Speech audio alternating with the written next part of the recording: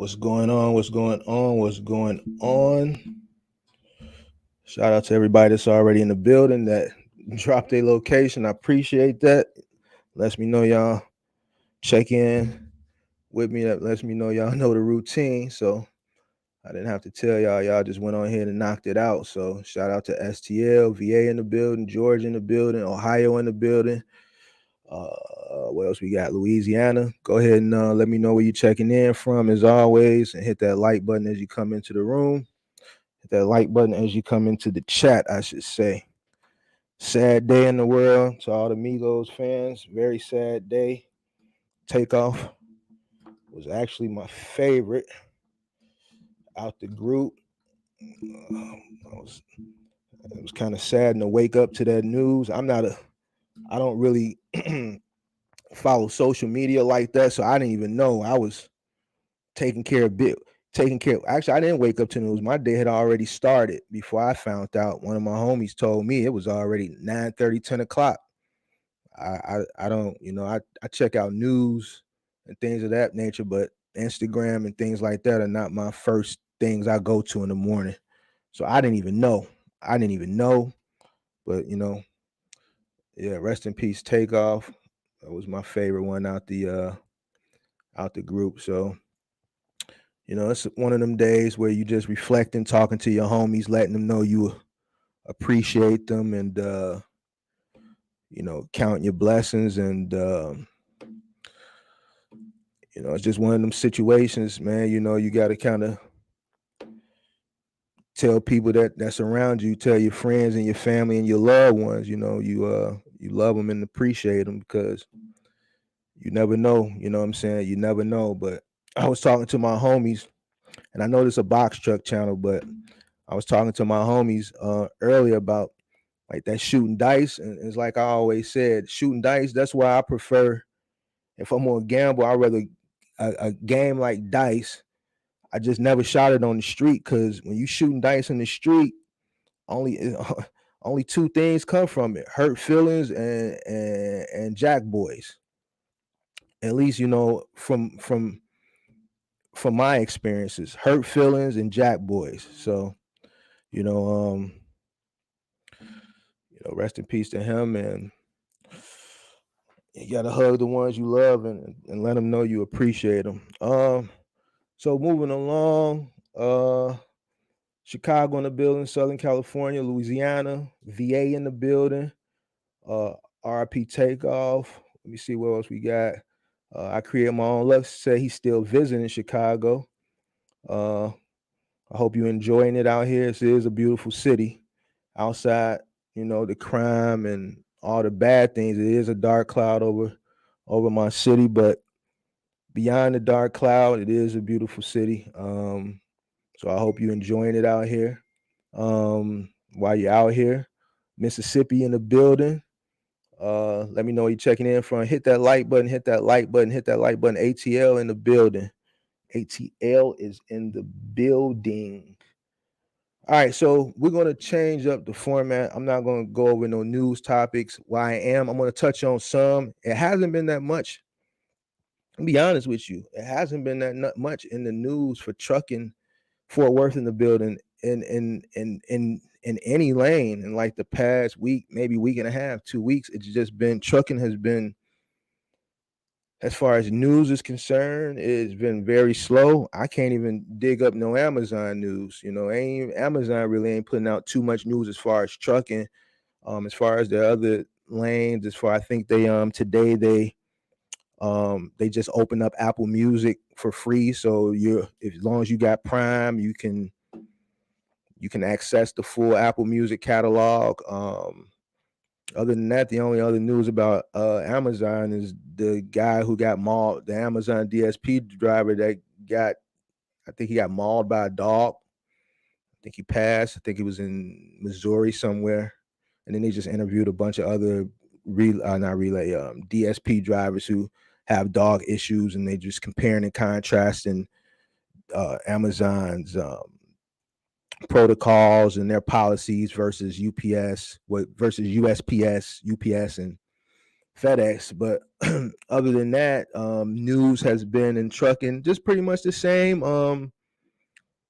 People, big box retailers complaining about peak season, how they're expecting it to be, um, how they're expecting the volume to be down. Same thing that I've been talking about.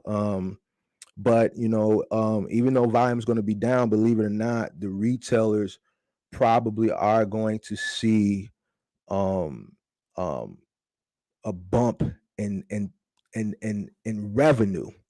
In revenue, they're going to probably make out. They're still going to make out, even though volume is going to be down. They're probably going to still end up probably going up a few percent as far as revenue is concerned, and obviously that's because of inflation. So even though volume is going to be down with the amount of inflation compared to last year, you got things are up 10, 20, 30, 40, some cases 50%, double of what they were last year. So even though the volume is down, their price points are going to be higher. So in some cases, some retailers are going to still make out ahead. It's going to be unfortunate for people that in other businesses that kind of rely on peak season, but for the retailer, they're probably going to still come out ahead because of the inflation. They're going to make more money. There's supposed to be a trucker shutdown today. Yeah, there actually is a strike going on. I haven't got a chance. I'm gonna be honest with you. I haven't got a chance to. The takeoff thing kind of like drowned like all the news. It kind of like took over news today. So a lot of news that we probably would have gotten, the takeoff situation kind of like, even with trucking, like I wanted to speak on some news articles, and I go, I read the trucking media outlets every day, and it was just a slow media day. Other than takeoff, I did come across the trucking strike. There was someone streaming live from it. I touched on it briefly, but I really didn't get a chance to watch it all the way. But there's a trucker strike going on. So yeah, so it's been slow for news and trucking. Everybody is just preparing for this peak season, getting ready. Today was just a slow day. I was talking to somebody else as far as that runs like semi truck, things like that. It's slow. Another I talked to some gig workers. I know a few gig workers. I always like to check in different lanes. They're saying how Amazon Flex is slow right now. I'm thinking that part of Amazon is probably slow because they're bringing on. I think they opened up their wait list. I read that they opened up their waiting list. Their waiting list in some markets had been closed for like the past year. I think they opened it up recently to onboard candidates for the upcoming peak season just so they could have enough. So I think that influx or infusion of new people onto that app has lowered the volume for the people that were on the app that were running, that were getting all those loads. So they're seeing a decrease in load due to the uh, uh, Amazon Flex opening up the app for new people to come on. So I think that's why that's probably slow. Good news in the trucking community today. For those of you that are looking for other places to find brokered loads, XPO finally completed their spinoff. So if you're looking for like final mile and brokered load work now, you wouldn't go to XPO. They created a spinoff called RXO. This is something that they've been working on, and it finally came into fruition today. They took it straight public, so it's a publicly traded company. And guys like me who own stock of XPO, I got a bunch of free money today. And this is why I say, if you are running for a logistics company, if you're running for Amazon, whoever, if you're running for a company and they're a publicly traded company and you don't own stock in that company, you're doing yourself an injustice. If you, let's say, would have owned not Amazon, if you'd own XPO stock like me, since they took RXO straight public as a gift for all XPO shareholders, you got one share RXO for every share of XPO stock you got. It's free money, guys. Free money. So let's say you had 100 shares of XPO. They gave you 100 shares of RXO, and RXO opened up at $20. didn't really go up. It went down. It closed at $19.12. Let's say if you owned 100 shares of XPO, you got gifted 100 shares of RXO, and that's $1,900 you would have got gifted today, guys, if you would have had 100 shares. So I'm giving you guys the game. I'm telling you other ways to make money on top of the money that you make with running for these companies. You want to own the companies that you run for. I call it double dipping. And this is why I call it double dipping. You know what I'm saying? You want to own, you want to make money in every single facet. So for those of you that are looking for another place to go get loads, you probably want to go and download RXO. Our XPO is the third largest trucking company in the country. So obviously their board is going to have a lot of freight. All right. It's going to have a lot of freight. XPO is the third largest. So remember where you heard it here first, guys. RXO, I wish some of you guys would have had the stock in XPO because you would have got a bunch of free money. The more shares you had, the more free ones you would have got. And it's free money, guys. And it's funny, I just did the video, kind of giving that sauce away the other day. So it's very important. If you guys are running Amazon Relay and you don't own Amazon, you are doing yourself, especially after that 20-to-1 split in June. So now it's the time to get in, because if it runs back up to 3,000-4,000, you're going to be kicking yourself. All right. Every time you get paid, you should probably buy. What I would do for you Amazon Relay people, every time you get paid, buy a share.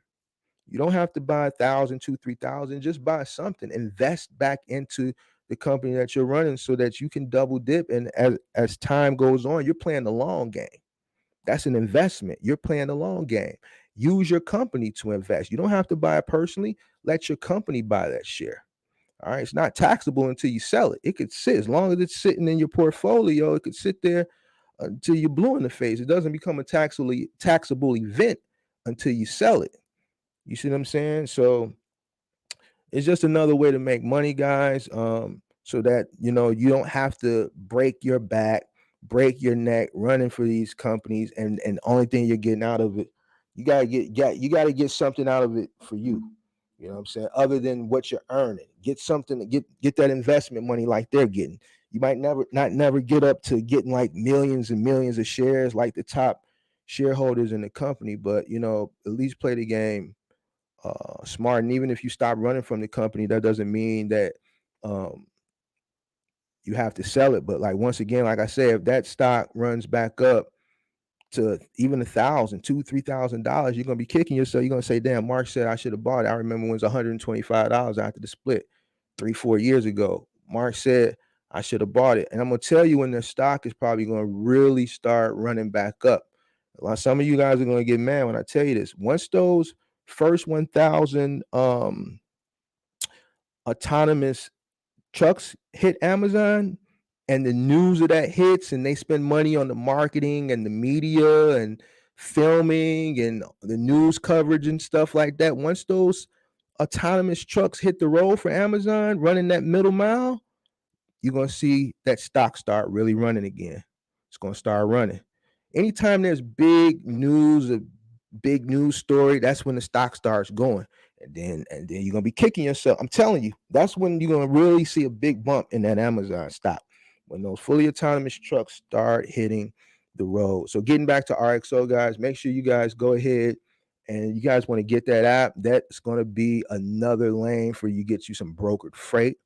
Also, I think RXO is also covering the final mile. Somebody recently reached out to me and said, man, the link that you were given on my XPO video, which I did like 5 months ago, it doesn't work. I think XPO removed all of that final mile brokered stuff from the XPO website, since they're funneling all that stuff to their sister company now, RXO. So all that you're going to find over there. They removed it and scrubbed it off the XPO website. So you need to go to RXO.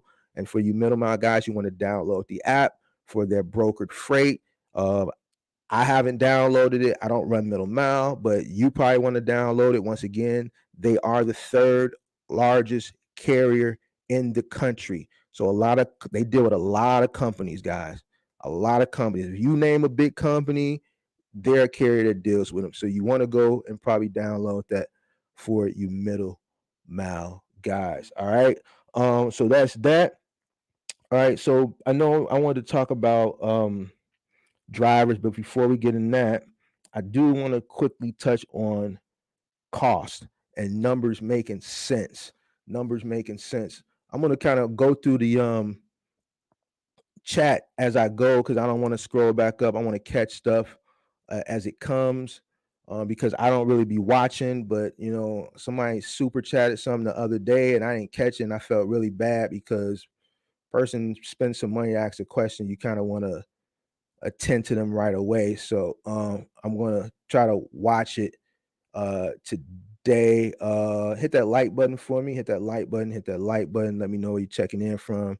If you haven't, diesel shortage. Somebody asked me that Sunday. I think it's FUD. I think that's the media or the powers to be spreading FUD. And for those of you that don't know what FUD is, that's fear, uncertainty, and doubt. I think they're just putting that out in the atmosphere. I've heard of diesel shortages early this year. I heard of it before, and I've never seen one in my uh, particular region. I think I heard about somewhere on the East Coast earlier this year. There were some gas stations that had a sign up. I don't know if those particular stations just ran out of diesel because they missed or a delivery or something. I don't know. But I think that's one of the situations where they're just spreading FUD.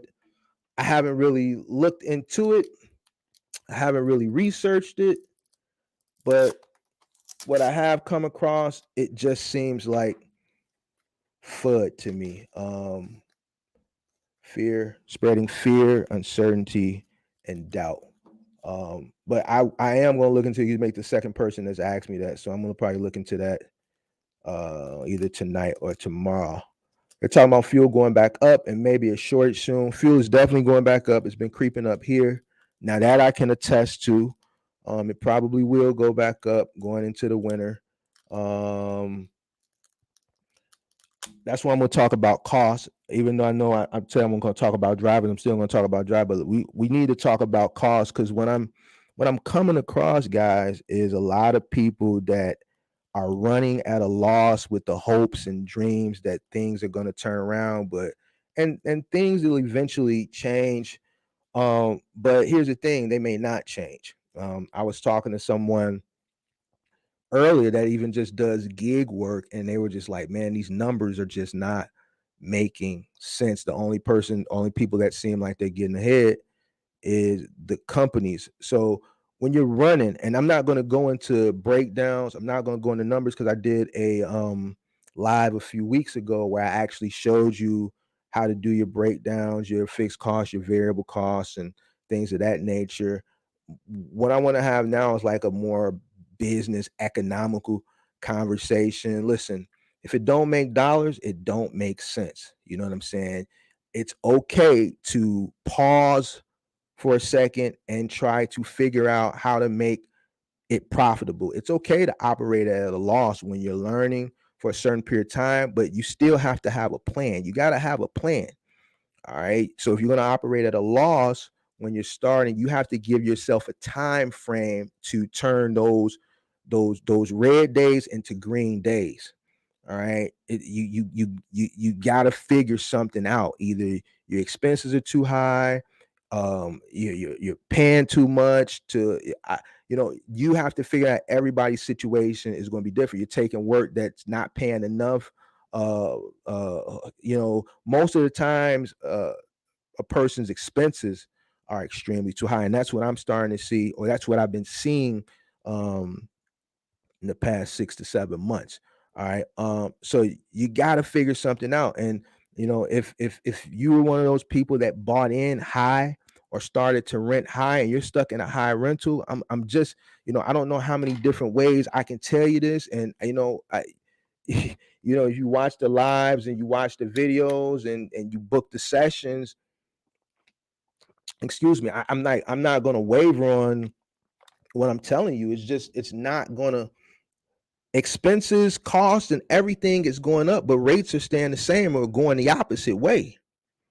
So you're going to have to configure something on your costs. You're going to have to come down on your costs. And if your cost was high because you got in during the inflationary period, you have to reduce your cost. It's no way around it. I can't say I'm the most transparent, but I'm very transparent with you guys. You're talking about going on 14 years, and I'm telling you, it's not easy for me right now. We scaled down. Everybody knows my dilemma, right? Cost isn't an issue for me though, right? Because all my costs are low. All my trucks are paid for. My insurances are low. I run locally, interstate, right? So cost isn't an issue for me. My issue is employment. Everybody's going to have issues. A lot of people that have entered into the game within the past years, within the past year, I should say, problem is cost. All right, you're going to have to figure out. I understand that rental rates are high and they're only getting higher. The van rates are getting high now. They pushing people to the van, and they see, just like I've been talking about for the past couple weeks, more interest in van, more interest in van. They're pushing people to the van, and now that they're pushing people to the van and they're seeing that interest, guess what they're doing now? They're going up on the van rates. I had a guy today, 27 to 35 cents a mile for a van. That's ludicrous. That's ludicrous. If anybody's been in the game for a while prior to the pandemic, you know those van rates for the miles 10 cents, 27 to 35 cents a mile for a van. So they see it, so they're doing what they're doing. The numbers just came out for enterprise for Q3 enterprise. I looked at enterprise, I looked at Penske, and I looked at Ryder. All record numbers. They even put record high numbers for the third quarter. And all that's coming off triple, quadruple the price, guys. So even though they're pushing out a lesser volume of rental vehicles, they're making more money. Same thing that's going to happen this Christmas. The volume is going to be lower, but the retailers are still going to see an increased bump percentage-wise on revenue because of inflation. Right? But the people that are running those lanes, those truckers and things of that nature, those rates aren't going up. Cost is going up. All right. So basically what I'm trying to say, I'm going to give you the hard reality that no one else is going to give you. I did a consultation today for someone who wants to do, person may be watching, and she said, man, Mark, why are you, I hear you talking about, man, you selling your company and things of that nature. And what's the issue with finding people? And I explained to her what it is. I said, your hardest thing the hardest thing for you is gonna be finding people to work. I said, that don't matter what lane you do. I said, you're gonna watch the show tonight, I'll go further into detail. I said, that's gonna be the hardest thing. And here's people that they have the initial investment to put up, but they're not going to be operating. So they have to find people to do the operation. So if you're in a situation where your cost is really, really, really high and you see yourself running at a loss or breaking even, it's okay to reset. I'm telling you, it's okay to reset. Sometimes you got to reset. I'd rather reset, reconstruct a business plan, study the market a little bit, study the industry a little bit, and maybe re-enter, all right, then to continue to operate at a loss and be frustrated. When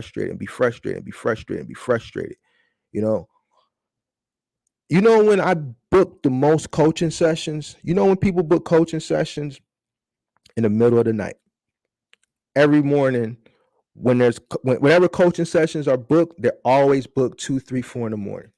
You know why they're booked that late? Because a business person who's not doing well, who's frustrated, who's failing, who's trying to figure things out, because I know I've been there before, right? Can't sleep. That breaking point comes in the middle of the night. People rarely book coaching sessions during the day. They're always in the middle of the night. 1, 2, 3, 4 o'clock in the morning. All right. So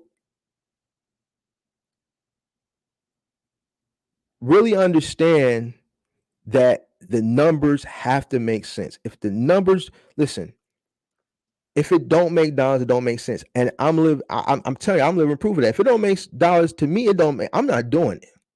I don't care. I know I'm in a little bit different situation. I don't have the cost that a lot of people coming into the game have. So I got that luxury and that leisure, and that I don't have that stress level. But even if you have it, that's more reason. Look, if it's not making dollars, don't take stuff just to be taking it.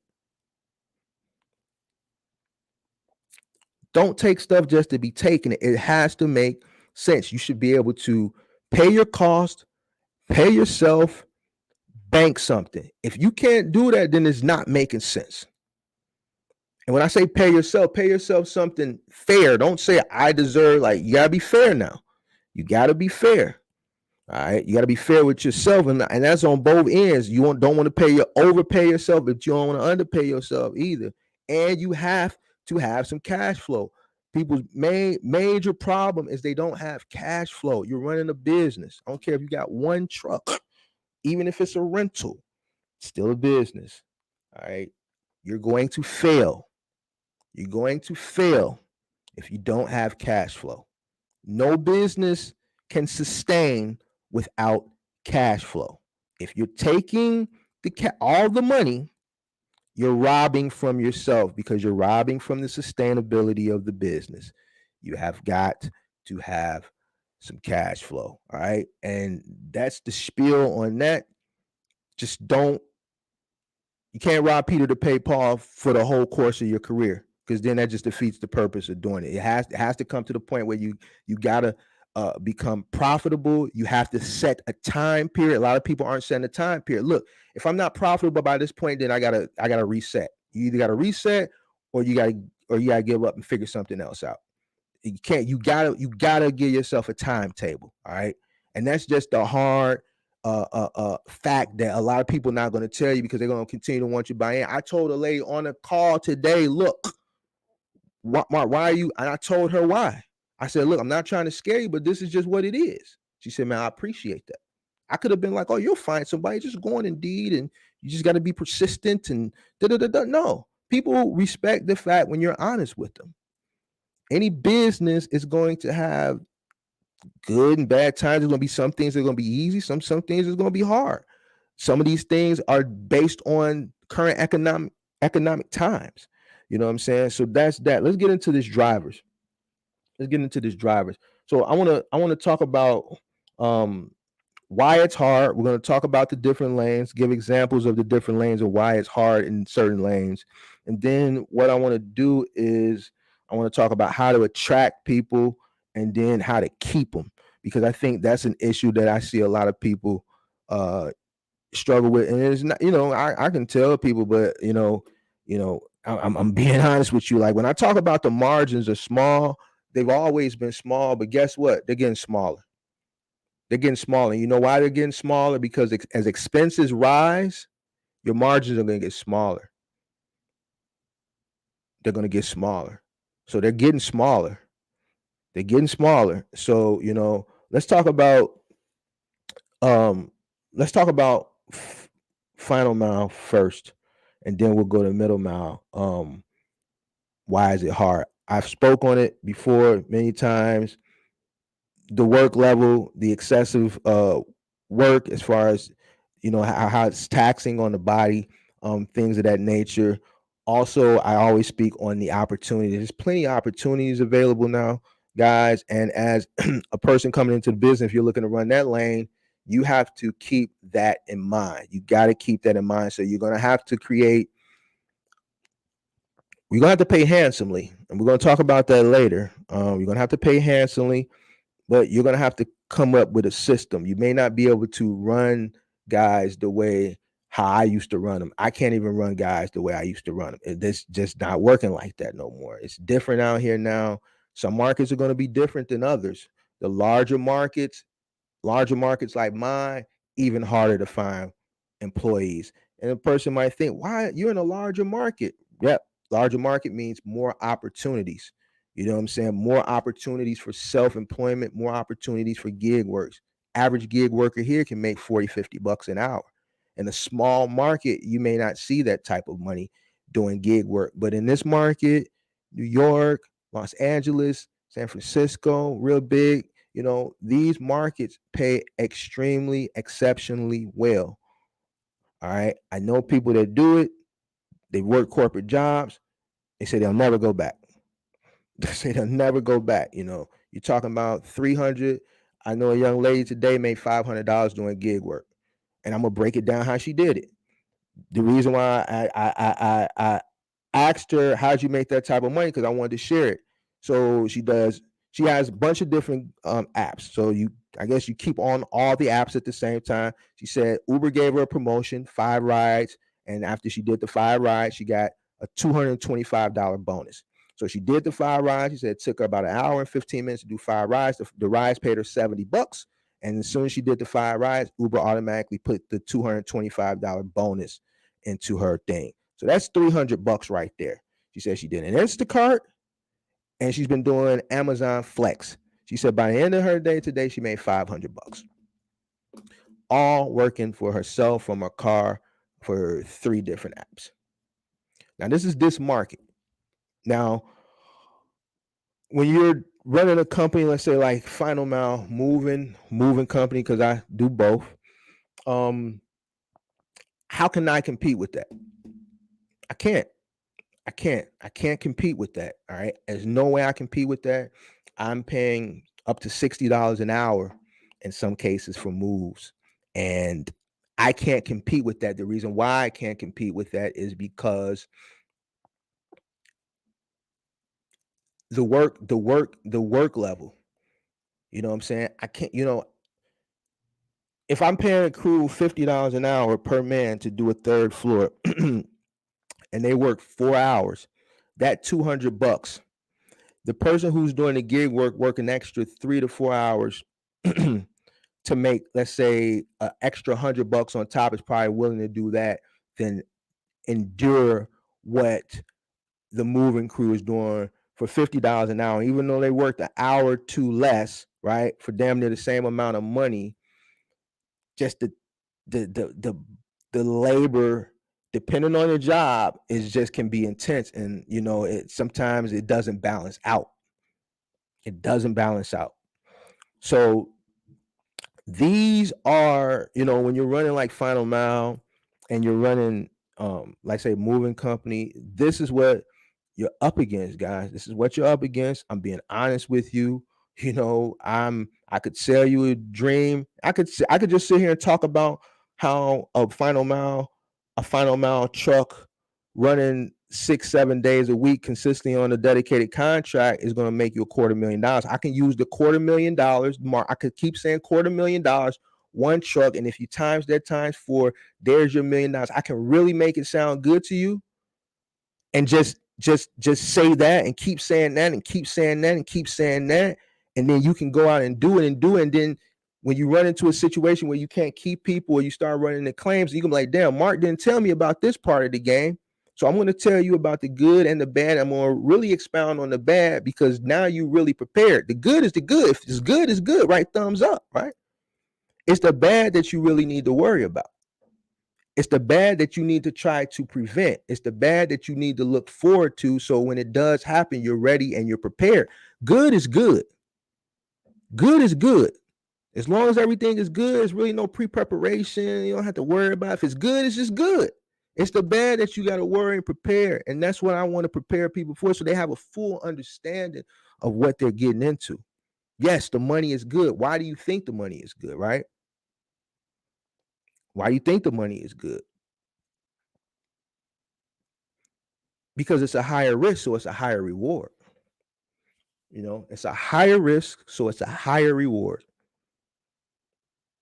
All right. My issue isn't claims. My issue ain't claims. Claims was an issue years ago. You know what I'm saying? Claims is an issue years ago. Like, we not taking chances. Like, my guys now can eyeball. They can eyeball something. It ain't going in. Like, I don't have no novice. You know what I'm saying? Right now, ain't no novice. You see what I'm saying? So, like, it's bodies, you know what I'm saying? And that's a lot of people's issues with Final Mile and moving. I told the story the other day. I saw a moving guy company, a bigger company than mine. Guy struggling, family owned for generations. When I say bigger, means it's a generational company, and looks like it's finna go out of business because he says he's short 12 guys. Short 12 guys can't take on the jobs that he needs to take on to keep the company in the green. They have to reduce down, but their operational costs are at a certain point. So you need to do a certain amount of jobs to meet your costs, and they're not able to meet those jobs because they just can't keep guys there. And that's just a lot of. I was watching another channel yesterday, moving company, 3 trucks down to 1. So this is what you're up against. Final Mile, moving, same thing. Now, every market is different. You may be in a market where it's a smaller market where opportunities aren't that prevalent. So it may be different. So every market is different. Don't take what I'm saying, and not try to go out there and do it. Take what I'm saying and prepare yourself. All right. Doesn't mean I'm not trying to scare you away. I want you to be prepared, because this is what's going on, guys. A lot of gig opportunities are paying really, really well in a sense. You know what I'm saying? But they're equating out in some sense to what a person doing this type of work would make anyway, but the labor isn't as intensive, right? All right, so let's move on to middle mile. Now, here's the main issue with middle mile. With middle mile, I talked to a guy the other day, you know what I'm saying? And the main thing with middle mile is I think people don't really understand. The only way you're really going to see money with middle mile is if you hit that road. You got to hit that road. I mean, I don't see it no other way. I could be wrong. I don't think I'm wrong, but I could be. You know what I'm saying? I don't really see you really maximizing, that truck. You got to look at it as a workhorse. It's a tool. It's a tool. You know what I'm saying? You have to treat it like a tool. You know what I'm saying? If you're not treating it like a tool because it's parked most of the time when it should be running, then how are you maximizing your earning potential? In order to make that money in middle mile, you got to hit the road. All right. Now, here's an issue. Guys don't want to hit the road. Why they don't want to hit the road? Because they worry about what's going on back at home. So now I'm going to talk about this. I want to approach this from a owner operator perspective and from an owner operator business owner perspective that has a truck or trucks and they're supplementing their income and they got drivers out there on the road. Let's talk about it from an owner operator perspective. I get a truck. I want to do middle mile. I'm in the truck myself. Look, once you do your research, you should understand that, look, in order for me to really maximize my earning on this truck, I'm going to have to hit the road. All right. I'm going to have to hit the road. All right. And when you get the truck and you get everything and you get out there that first time and you start getting homesick and like, man, this is something that you should have thought of before you did it. You knew this already.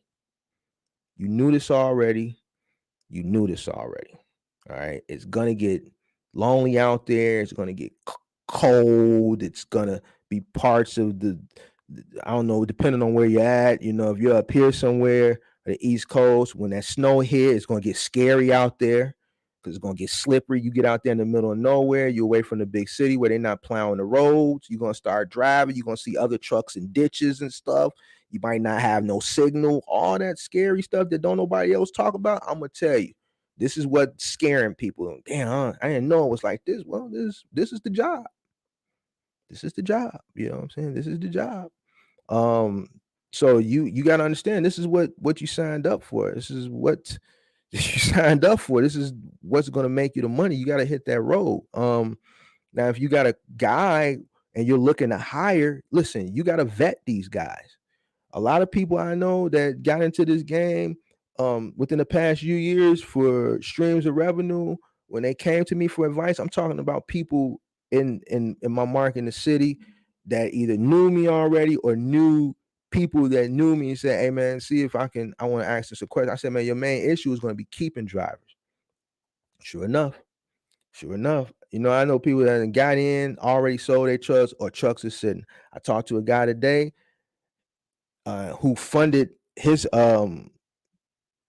middle mile for his children, and they don't want to hit the roads. And he told me about one of his children's friend that jumped in with the PPP money and got 4 or 5 trucks, and all of them sitting, the ones that she ain't sold.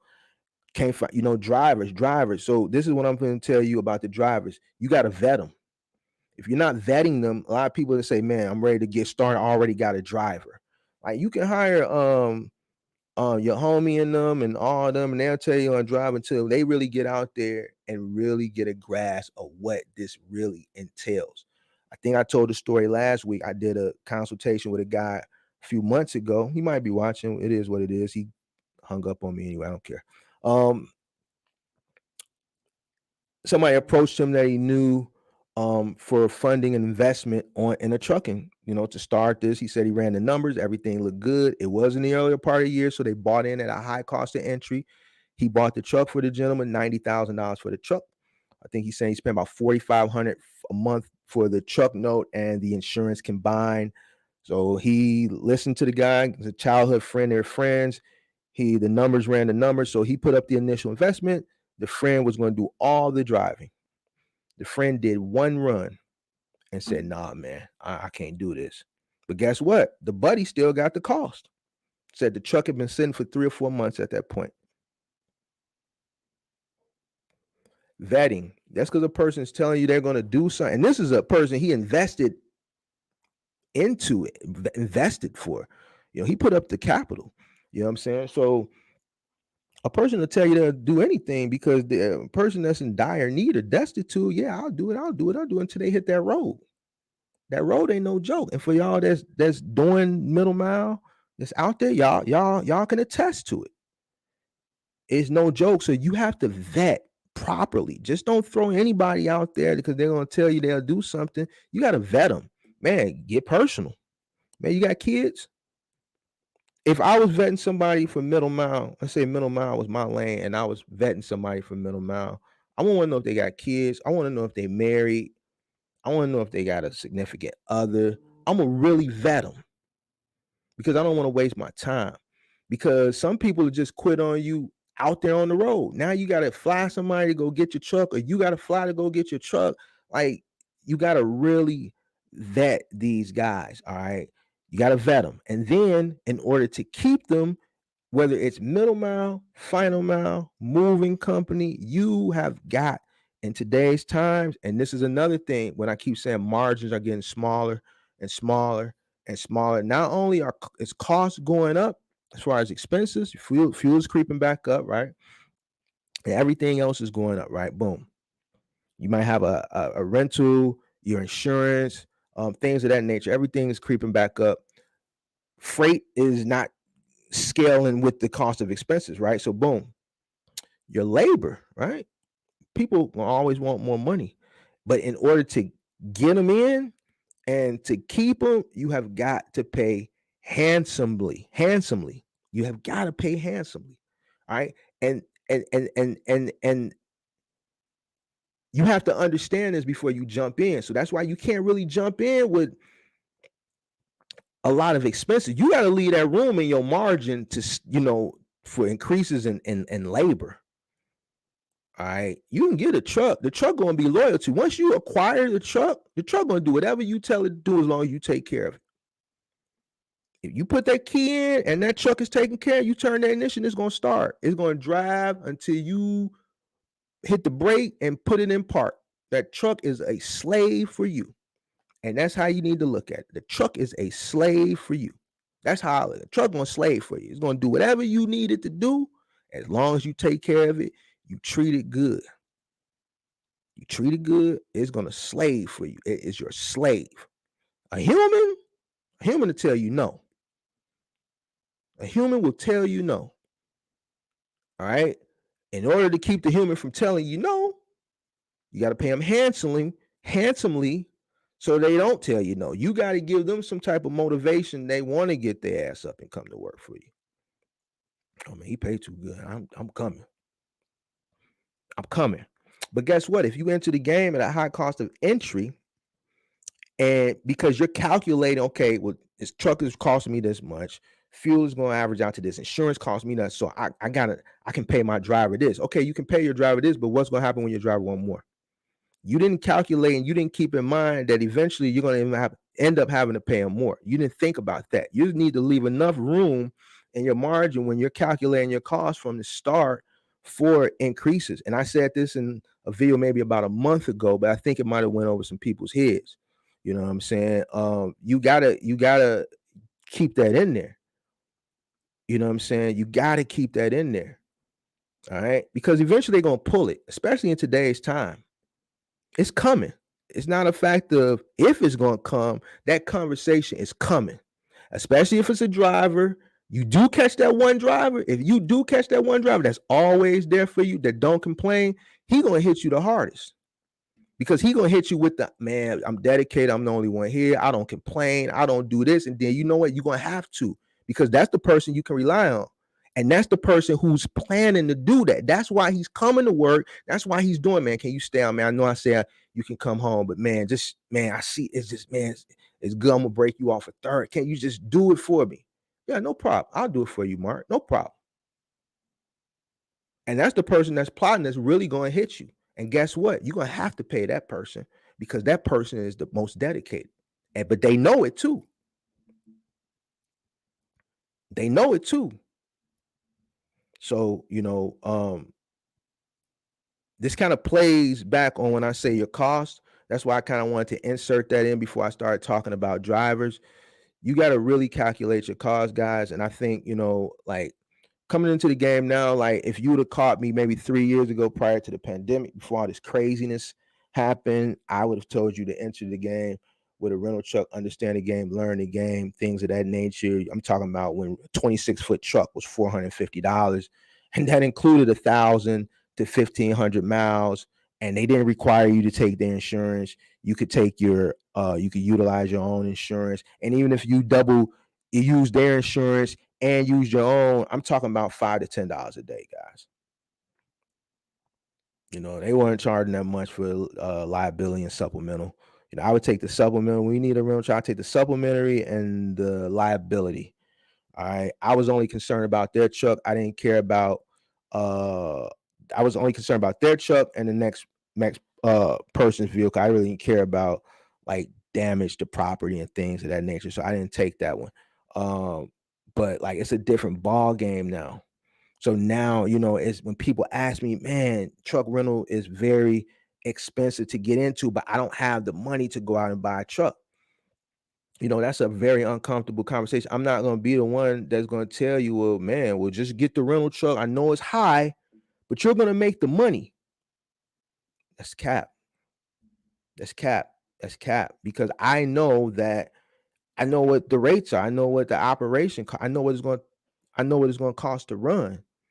So it's like setting a person up for failure. So you have to exercise. The word that I'm starting to use now with people is patience and discipline.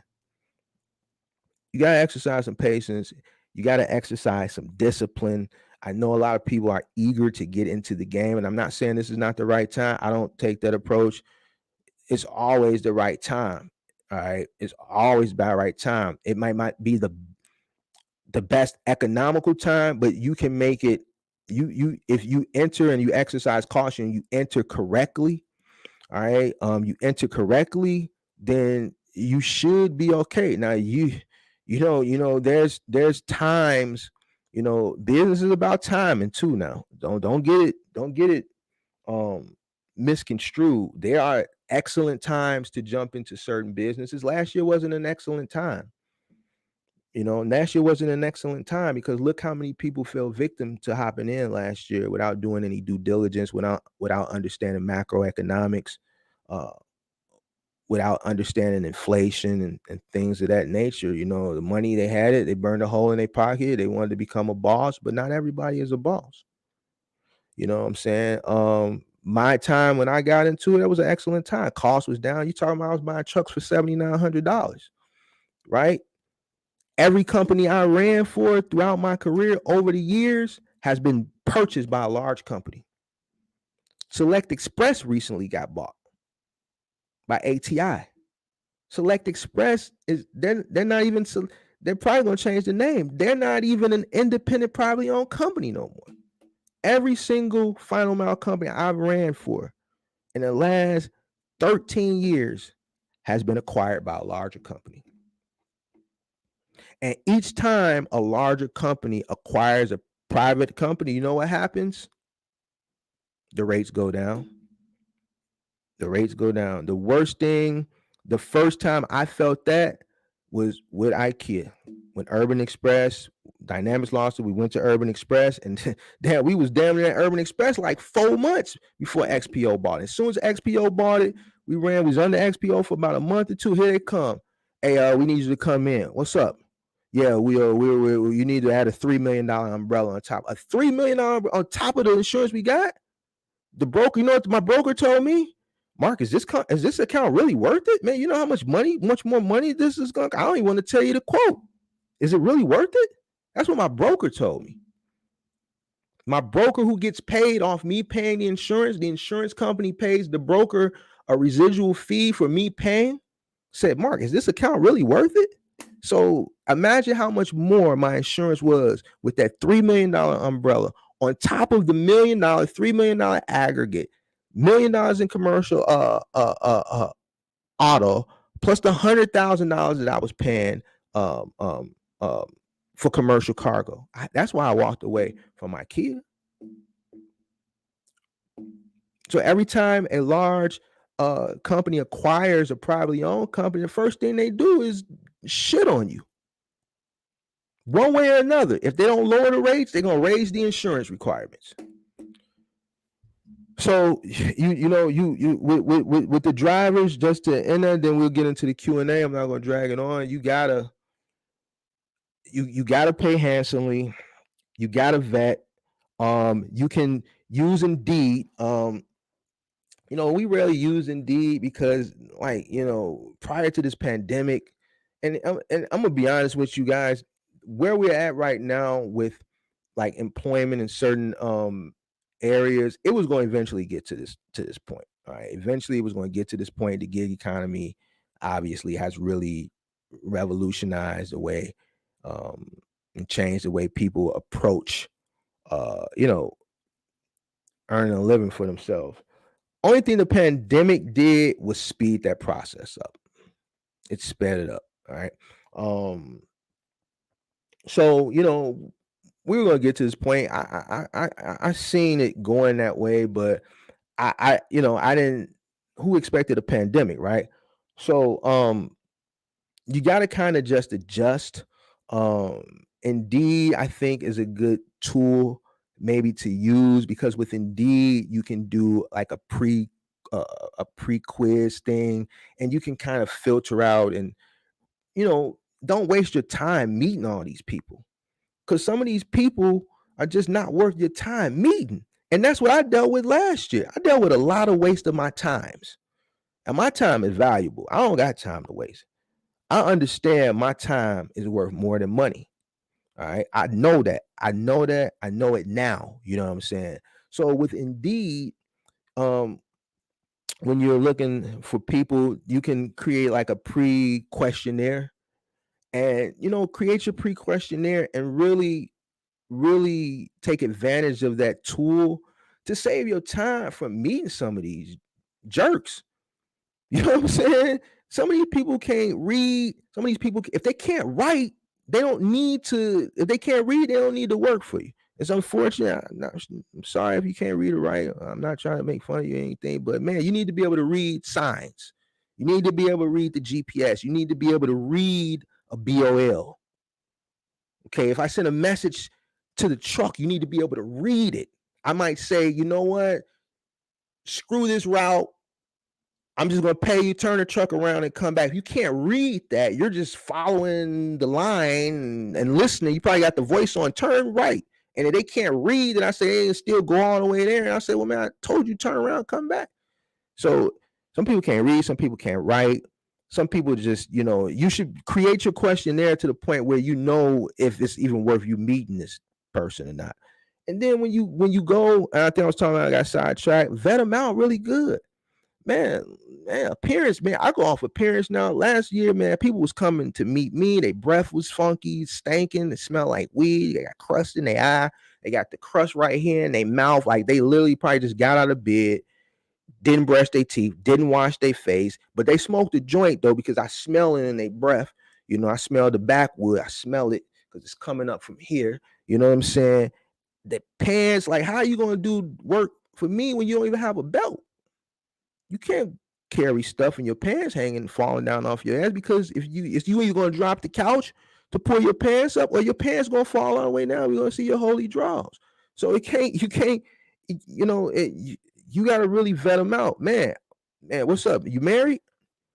You married? Oh, okay. How many kids you got? Okay, well, how do you feel about being away from home for long periods of time? Of course, they're going to tell you what they want you to hear, but you need to be able to read the body language and look through their soul to know if they really, really, really is meaning what they say. Okay, what does your wife do for a living? Okay. Okay. You got to be able to read that. A lot of these cats now, they worry too much about what's going on back home. And that's why that mile lane is different from final mile. The reason why it's hard to keep driving that middle mile lane because a lot of these cats is worried about what's going on back at home. They worry about their woman, they creeping, she ain't answering the phone. I'm telling you, I don't run middle mile, but when I send a long distance move, you know what I'm saying? I gotta get back. I gotta get back. They worry about what she doing. Look, man, this is the job, bro. I had a guy I found and see, like, I'm gonna tell y'all a quick story. I found out one of my guys, we moved this lady from Chicago to Arizona. I didn't send the whole crew. We moved her, loaded her up, kept the stuff in a warehouse for like 2 or 3 days. And then what it was, we reloaded the truck, and I sent one guy to Arizona to make that run. And then what I did was I hired another company in Arizona to unload her because she only had a certain amount of money. Moving from Chicago to Arizona was really expensive. She had got a bunch of other quotes, and I just wanted to book the job. So I created a quote where, she would save some money, and that was the easiest way. Found out this dude took his side chick on the truck with him. You see what I'm saying? He took his side chick. I know this is kind of off topic, but what I'm saying is like these dudes be so worried about these women. I'm about this bag. You got to find somebody that's really about the bag. And that can go both ways. It could be a woman worried about what a man doing, or if they got kids, and I hate to, if they got kids and things of that nature, you really got to understand, like, ain't no woman gonna be away from their kids for that long. They might tell you they are, but man, it's you gotta as a business owner, you have to really you gotta really take everything for face value. You got to really see through all what people will tell you, because that's what you want to hear. And that's what they may really feel too at that moment, because they may really need the job. But it's different once they get out there. All right. So you have to be a sharp business person and understand that and that's a key characteristic. That's a key thing you got to learn is how to read people in business. You got to learn how to read people. You know what I'm saying? I don't know what the word is when you're, I guess targeting certain type of people and you're judging them based on their life. But man, listen here, man. It's business. It's not personal. You know what I'm saying?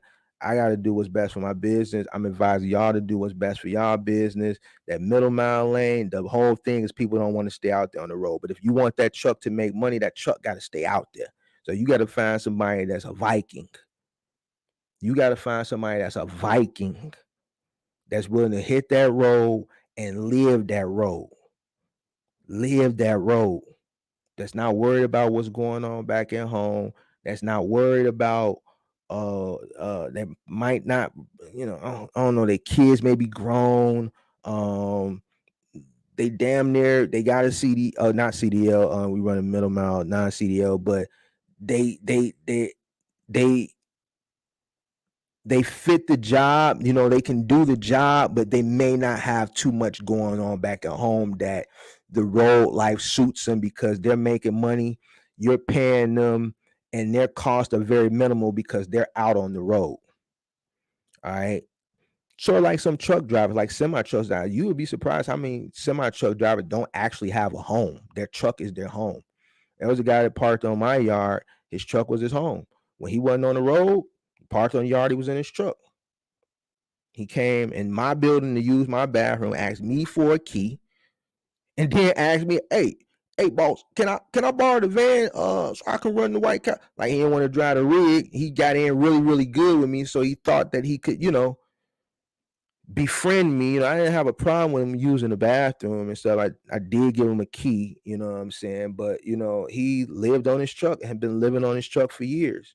You know what I'm saying? So there are truck drivers out there like that. So if you can find a Viking that's a person that's willing to live on the road, you might not never see him. And that's the type of person I think middle mile owner operators should kind of go for first. That's who I would be going for if I was looking uh uh for a trucker to run middle mile, and then just pay them handsomely. And depending on what your costs are, it would depend on how you pay, but I would pay very handsomely. Same thing with final mile, pay handsomely. Guys are running this furniture up and down flights of stairs. It's heavy, and you're competing against the gig apps. You're competing against easier work for equal pay. So you're gonna have to pay better. Some markets minimum wage is high. Our minimum wage here is 15 some an hour, right? But since the pandemic, no one works for 15 an hour. If you work at McDonald's here, you're making $21 an hour. No cap. McDonald's workers make $20 an hour here or more in the city of Chicago. And that's no cap. There's no cap. So it's hard to get somebody to work for that type of money when you can go flip a burger for $20 an hour. You know what I'm saying? Not every market is like that, but you're going to have to pay very handsomely. And that is my spiel on labor, keeping labor, finding labor, utilize that Indeed questionnaire so that you can, you know, kind of curb all the BS people you meet at Starbucks or however you guys meet these guys when you meet up, and vet them for running middle mile. And then with the final mile, as long as they're presentable, you do have to, because with final mile and moving, you got to vet them a little bit more because you are sending these people into people's homes. So you gotta know the thief angle. You gotta be able to read if the person is a thief and a creep. The last thing you want to do is send somebody in somebody's home and they're moving or setting up or a final mile and they're like doing assembly, delivering, and they stealing stuff. Some people are very a lot of people just aren't just funny people. Some people, when they know movers or delivery people coming, they'll put up their valuables. They might not leave their wedding ring or their cell phone or iPad around. Some people are just not, they don't know this stuff. So they leave everything out, and then something comes up missing. You don't want to send somebody in somebody's home that's a thief. So you do have to vet that. You got to do a background check. I do background checks. So whereas felons and middle mile really don't kind of matter, when you're running final mile and moving, certain felonies, certain crimes, person's background, you do have to look at. I don't touch thieves at all. No thieves. I don't care. I'll take an attempted murderer. I'll take I'll take that before I take a thief. All right. Because I understand what's the job entails. Another thing, I'm not taking no people with no any type of sexual crimes, and because you don't believe it or not, majority of moves that we do are women. single women. Some of these women are be there by themselves. A lot of women, they understand they're gonna have 3 men coming in their apartment, so they'll have like their mom or their girlfriend there because they don't want to be there alone. And I understand that, but you don't want to hire somebody with a sexual crime because some women, these guys are kind of pervs and stuff, and you don't want to have somebody that goes into somebody's home and just looking at them the wrong way or doing some weird, goofy stuff, and then that's going to be a reflection on you. So, no perverts. I don't hire any sexual crimes.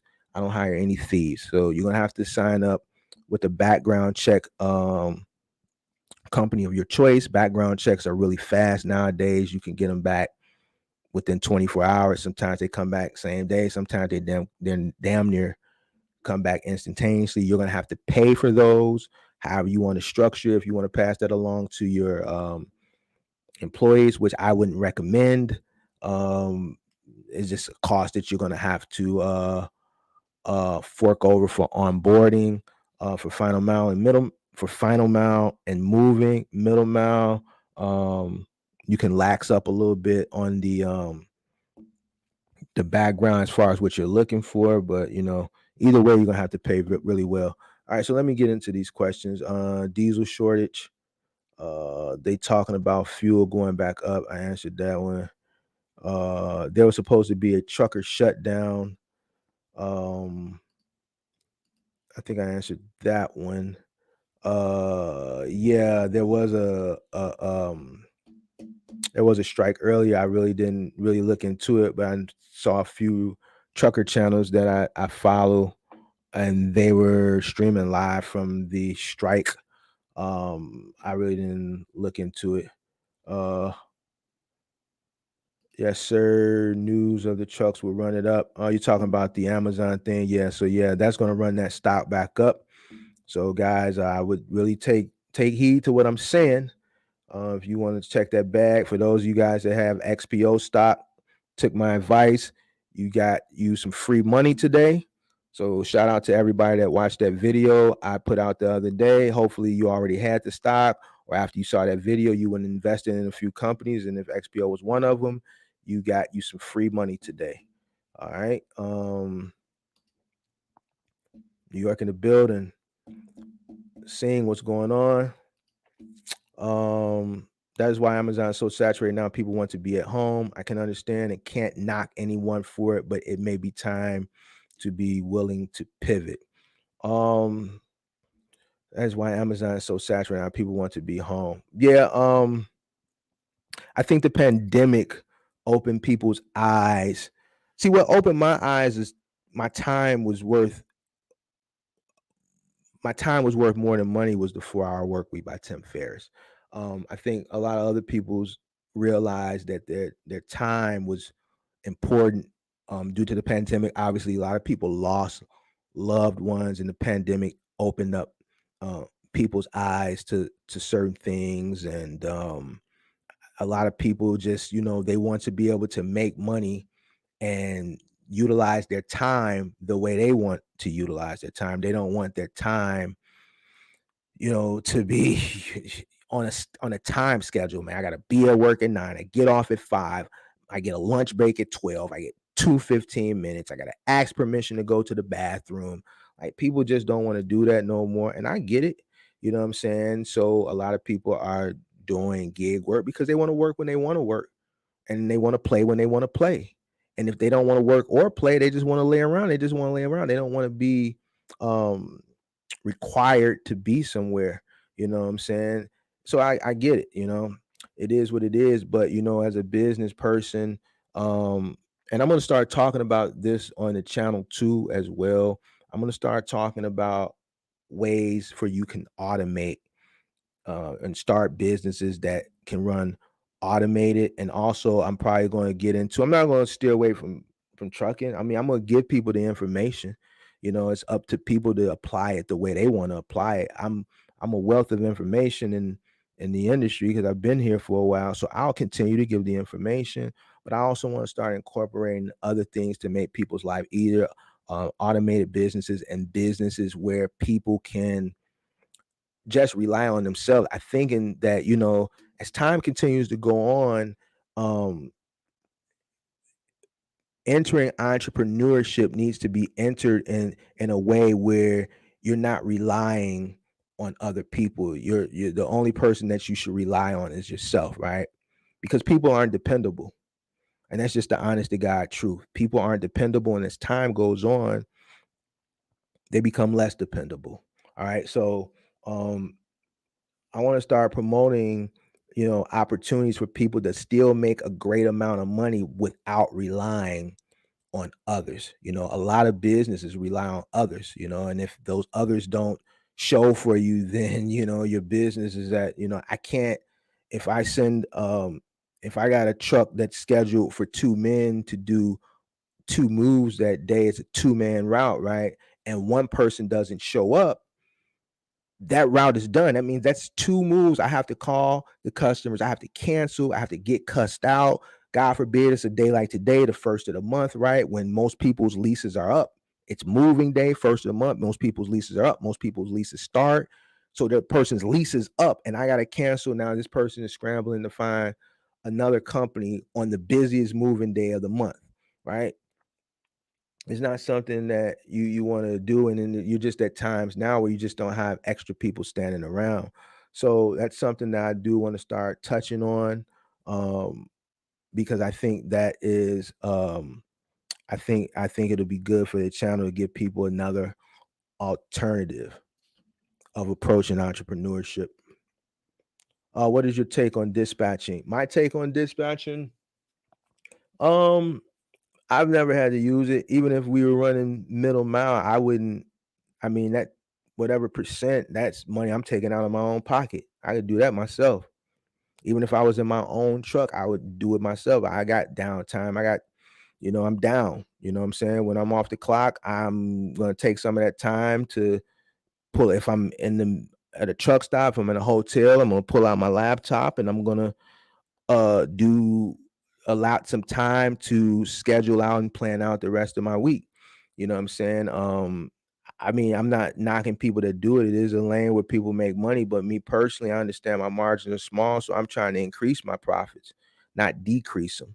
Uh, but as far as an owner operator, as far as a business model, because I don't know which way you're asking it from, like a owner operator standpoint, from a business perspective, but that was my answer from an owner operator.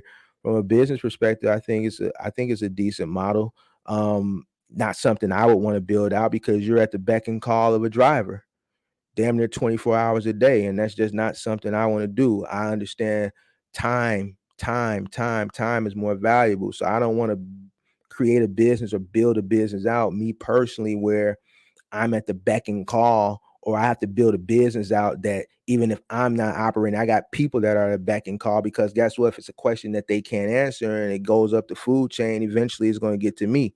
And I just don't want to build a platform out like that. So dispatching to me, on either way, not something for me, but to each his own. There's people out there that are making money in dispatching, and there's some owner operators that rely on a dispatcher because they don't want to take the time or to find those loads. They rather someone call them and be looking for that stuff for them, and they don't mind coughing up that percentage, not something that I would do though.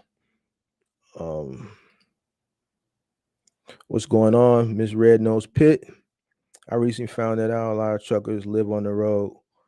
Yep, that's a lot of truckers live on the road. I'm the driver, 600 a week, 13 cent mile rider, final mile company offering 650 daily plus gas. And my, is this a good rate? I have a helper. Would you take it? What account is this? What is the logistics company, and what count? Sounds like a furniture account. Doesn't sound like appliance. Sounds like Bob's. This sounds like Bob's for no, not Select Express. It sounds like a furniture account though.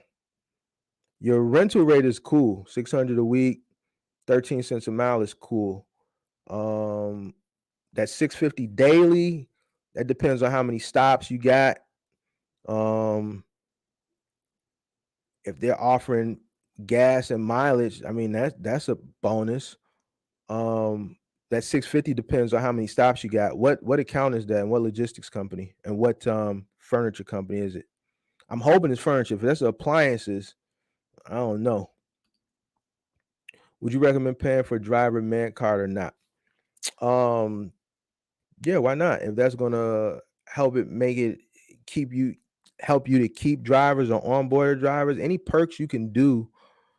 Listen, it's hard. Like you're competing against, let's say, semi truckers are competing. What they do to compete is they offer the sign on bonuses. I've seen sign on bonuses now up to 10 grand. The middle mile lane is doing the same thing. So if you are running the middle mile, you're going to eventually, you really should be doing it now, is create some type of perks. All right. And some perks, even with onboarding, is covering all the onboarding costs. Like, I'm not, me personally, if I was onboarded for middle mile, I'm not charging nobody. I'm just gonna pay for everything. I'm gonna pay for everything. I'm just gonna make it sweet for them. Same thing once they're working for you. You want to provide some perks. You want to do some things to keep that driver morale. You want to keep that morale high. You don't want, because you gotta understand, when your drivers are on the road and they're at them truck stops and they're on the road, you got some companies are advertising on their truck, we pay this amount. You got these guys out on the road, they're at these truck stops, they're on the road by themselves, so they go in the truck stop, they're sitting around, they're eating Arby's or Hardee's or whatever is out there on the road. And they're talking to these other guys. Man, you were okay. Well, man, they only paying you that. Oh man, I'm running out there too. Man, you should come here. Let me give you my boss number. Call him.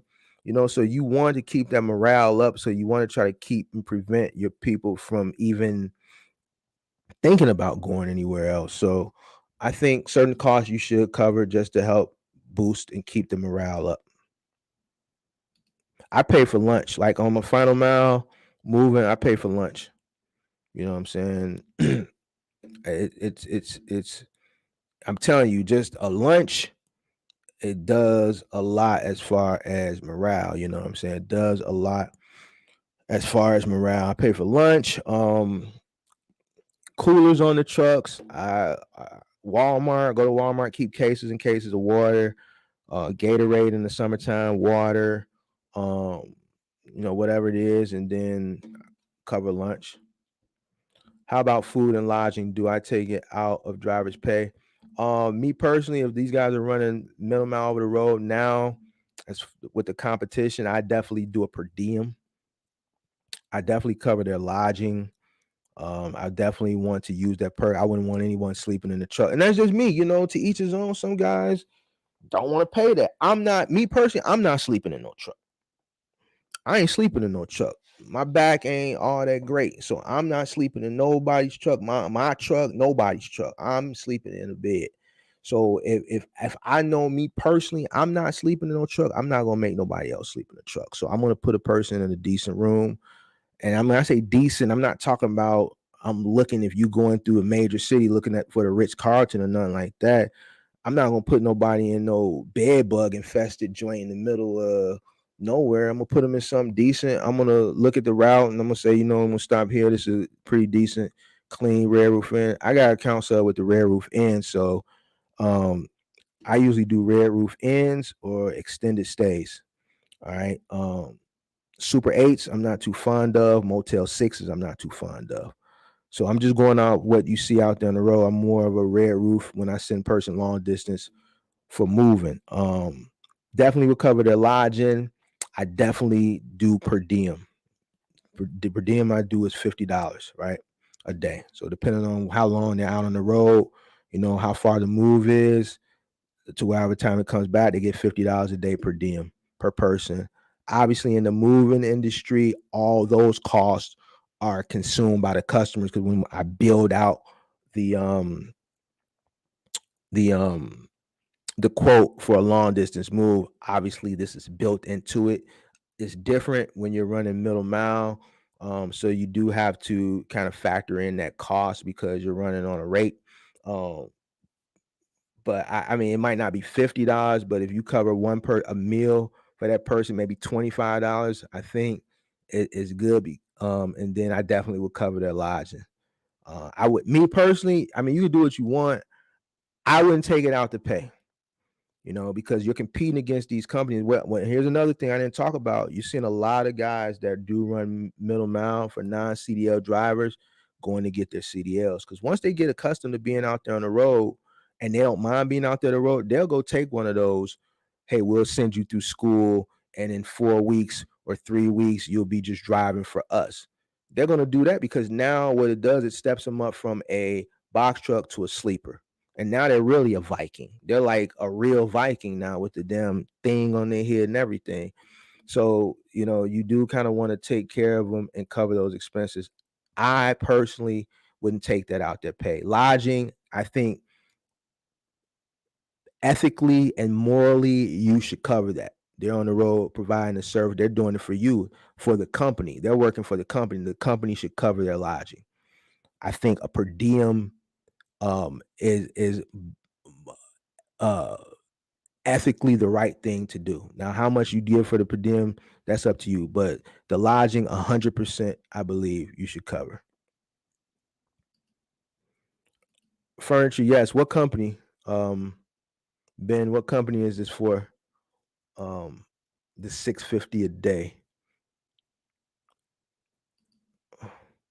I got to go back and watch your last video on the Sprinter van. I wouldn't mind a contract because these low boards, not it. I'm an ATL. Any advice?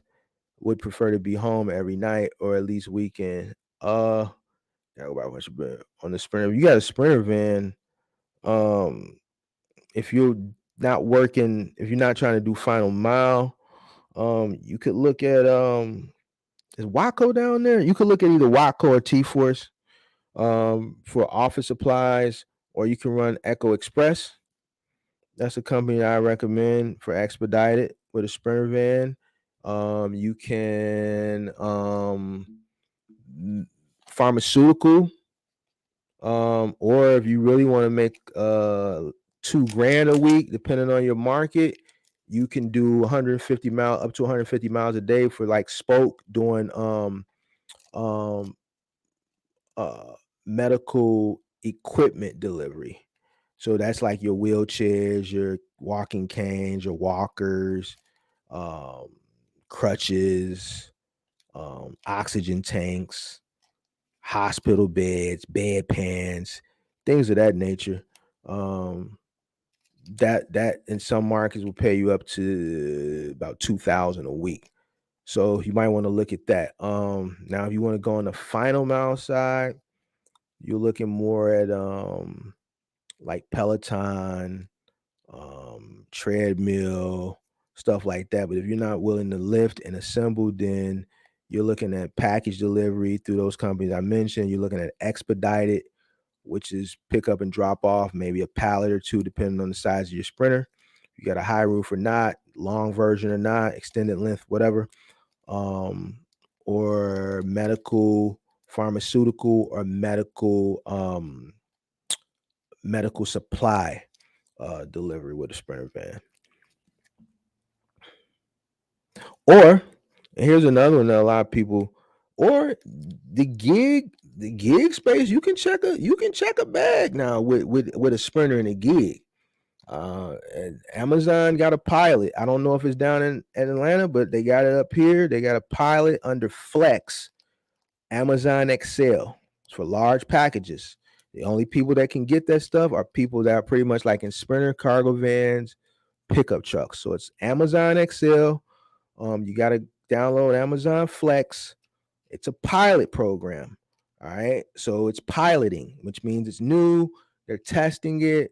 It may not be volume like your same day stations, your package stations, your fresh stations, or your Whole Food stations, but it is Excel. It's for larger packages. They only allow larger vehicles, and the pay scale obviously is higher because you're operating a vehicle. You're operating a larger vehicle, so your operational cost is higher. So you might want to look into that. You might want to look into GoShare. Thumbtack is another one. You can kind of like mix and match. If you are mechanically inclined, I know people that are checking a big old bag, just doing TV, pickup, delivery, and mounting. Pickup, delivery, and mounting. 2 or 3 of those a day. You looking at anywhere from 5 to 700. You know what I'm saying? So the pickup, the delivery, and the mount, depending on the scope of the mount, you know what I'm saying? So it's ways to get money with a cargo van. You just got to know how to move and shake. But I just put you on a lot of game on how to, how to maneuver and finesse it. So hopefully you'll be able to figure something out based off what I just told you. What's a good rate per mile for Sprinter vans? I Googled and it said 110 to 140. Well, that's kind of on the higher end. When you going with Google, uh, you can't really. That's like on a national average. Actually, that's kind of high compared to what a lot of companies will pay you. Um, that 110, you can get around there. That 140 is a little higher end. If you look on Google, it'll say a semi truck driver's average rate is about $1.75. You know what I'm saying? So van, a lot lower. Um, I would say if you can pull on average about $1 a mile, you know what I'm saying, on average, you should be okay. That $1.40 is kind of on the high end.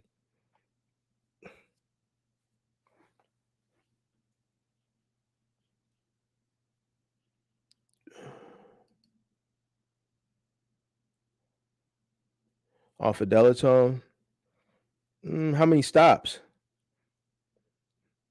I mean, if it's 10 stops, then I say it's okay. Now, if you're talking 15 stops, then I don't know. And what market are you in? Holiday days in is decent and inexpensive.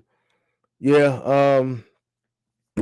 yeah, if you can find sometimes when you're out there on the road, sometimes, man, you might not see. You see a lot of Super 8, see a lot of Motel 6, see a lot of Red Roof Inn. But yeah, if you see a Holiday Inn, I'd rather stay in a Holiday Inn than any one of those three.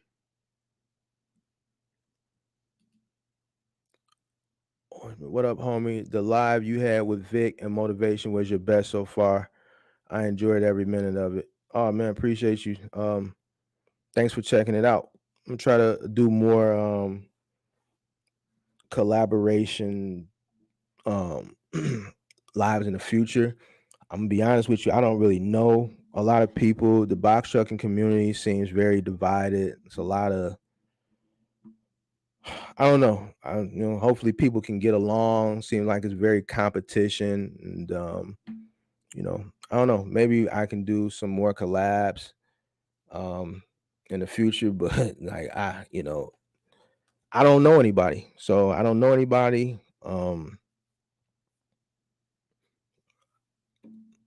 If I do something, then hopefully, I don't know.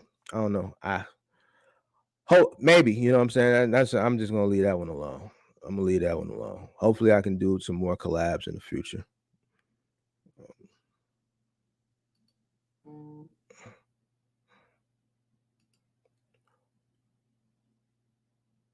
Yeah, about 2,000 a week. So Spoke is offering up to $2,000 a week for medical supply. The only concern that I have with Spoke is those hospital beds, but I know most of those hospital beds you're not gonna fit in a van. Because we have to do hospital beds for like pharmaceutical companies because they don't have trucks. They're running all contractors with vans. But if they have enough of the other pharmaceutical stuff, then you should be able. They're promising up to $2,000 a week, up to 150 miles a day. So you might want to try Spoke and check them out. They're down in Atlanta, so I would check them out. No problem. 10 to 12 stops ain't bad. 650 Florida. I think that's fair. You said it's for what's the name of what contract you running for? You running for Bob's? What's the logistics? I mean, not the logistics company. What's the furniture store? Who you running? What's the like? What contract they got you working on for Delatone? For hotel, sign up for CLC lodging. Um, what do we call it? The keys to peak season. It was last Monday, the 24th. Last Monday, the 24th. All right, any more questions, guys? Any more questions? Any more questions?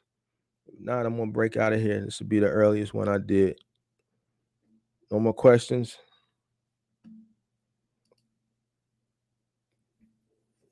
Hit that like button if you came in. Let me know where you're checking in from. Let me know where you're checking in from. Let me know where you're checking in from. How do you spell spoke? Spoke. SPOKE. Spoke logistics. No, just spoke. I just put it up there. Spoke logistics. I did a video on it like about maybe a week, 2 weeks ago. I did a video on it. Spoke logistics. I think it was about a week. Nah, maybe 2 weeks ago, I think. Within the past 2 weeks, I did a video on it. Spoke logistics. It's a pharmaceutical, it's a medical supply logistics company. All right. Any more questions for those that came in the room late? You probably want to watch the replay or drop some sauce on another board that has a lot of work. So you guys want to probably watch the beginning of the video. Big news today in the middle mile trucking arena. So you might want to go back and check the beginning of that.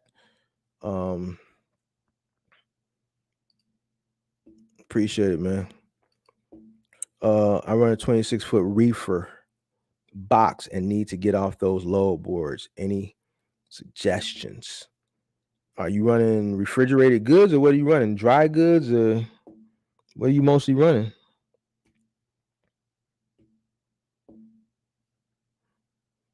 What are you mostly running, good sir?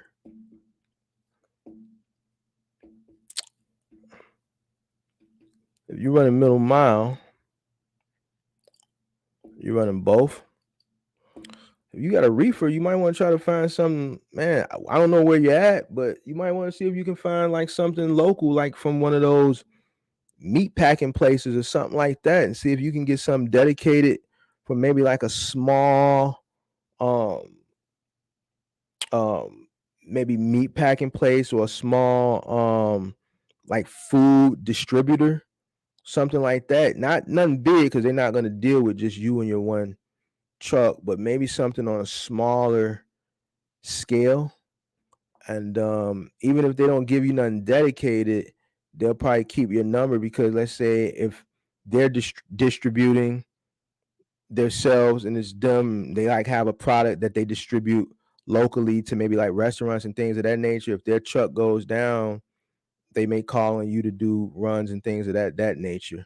You know what I'm saying? So even if they don't run you like dedicated, they'll keep you in their back pocket and say, hey, our truck is down. Truck will be down for a week. Refrigeration system went down in our truck. Can you come? Can you run this? Can we depend on you for a week?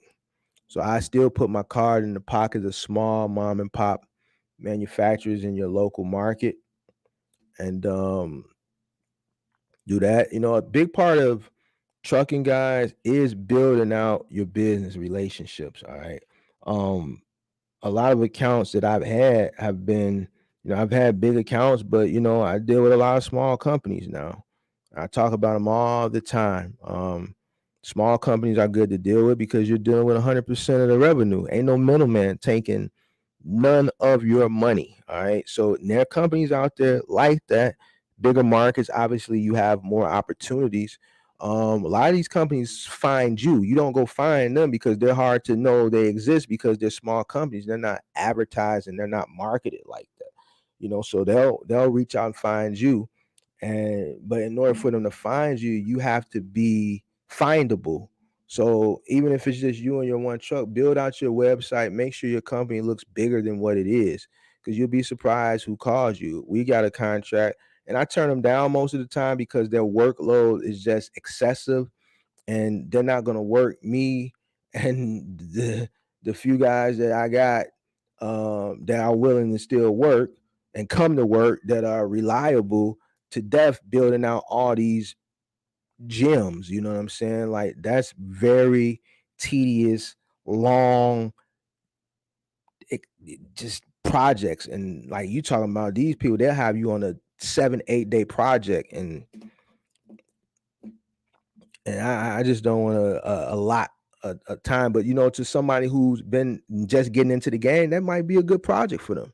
You know what I'm saying? That might be a good project because you get a large lump sum of money and just to do one thing, you know what I'm saying? And they keep calling you. There's other projects and things and companies like this powder coating company that we deal with. They don't have a truck. They do powder coating. We do the pickup. We do delivery. We charge for the pickup. We charge for the delivery. $100 a stop. You're talking about somewhere between 6 to 10 stops. Picking up, same to drop off. $100 a stop. You know what I'm saying? And that's 100% revenue. That's being charged directly to the customer. There's no middleman. We didn't go looking for this company, never knew this company existed. It's in a suburb of Chicago. They found us. You know what I'm saying? So these opportunities are out there. You can get direct accounts with small companies. But in order for these people it's going to be harder to find them. It's easier for them to find you, but you have to make yourself findable. You know what I'm saying? So a nice website, building out a nice website, putting yourself in certain dry not company boards. As far as your truck, I'm not talking about like Thumbtack or things like that. Certain things you need to put yourself on, building a nice website, getting in the engine and things of that nature, and you'll be findable. I'll probably talk about that later. I'm not really going to expound on that on this live.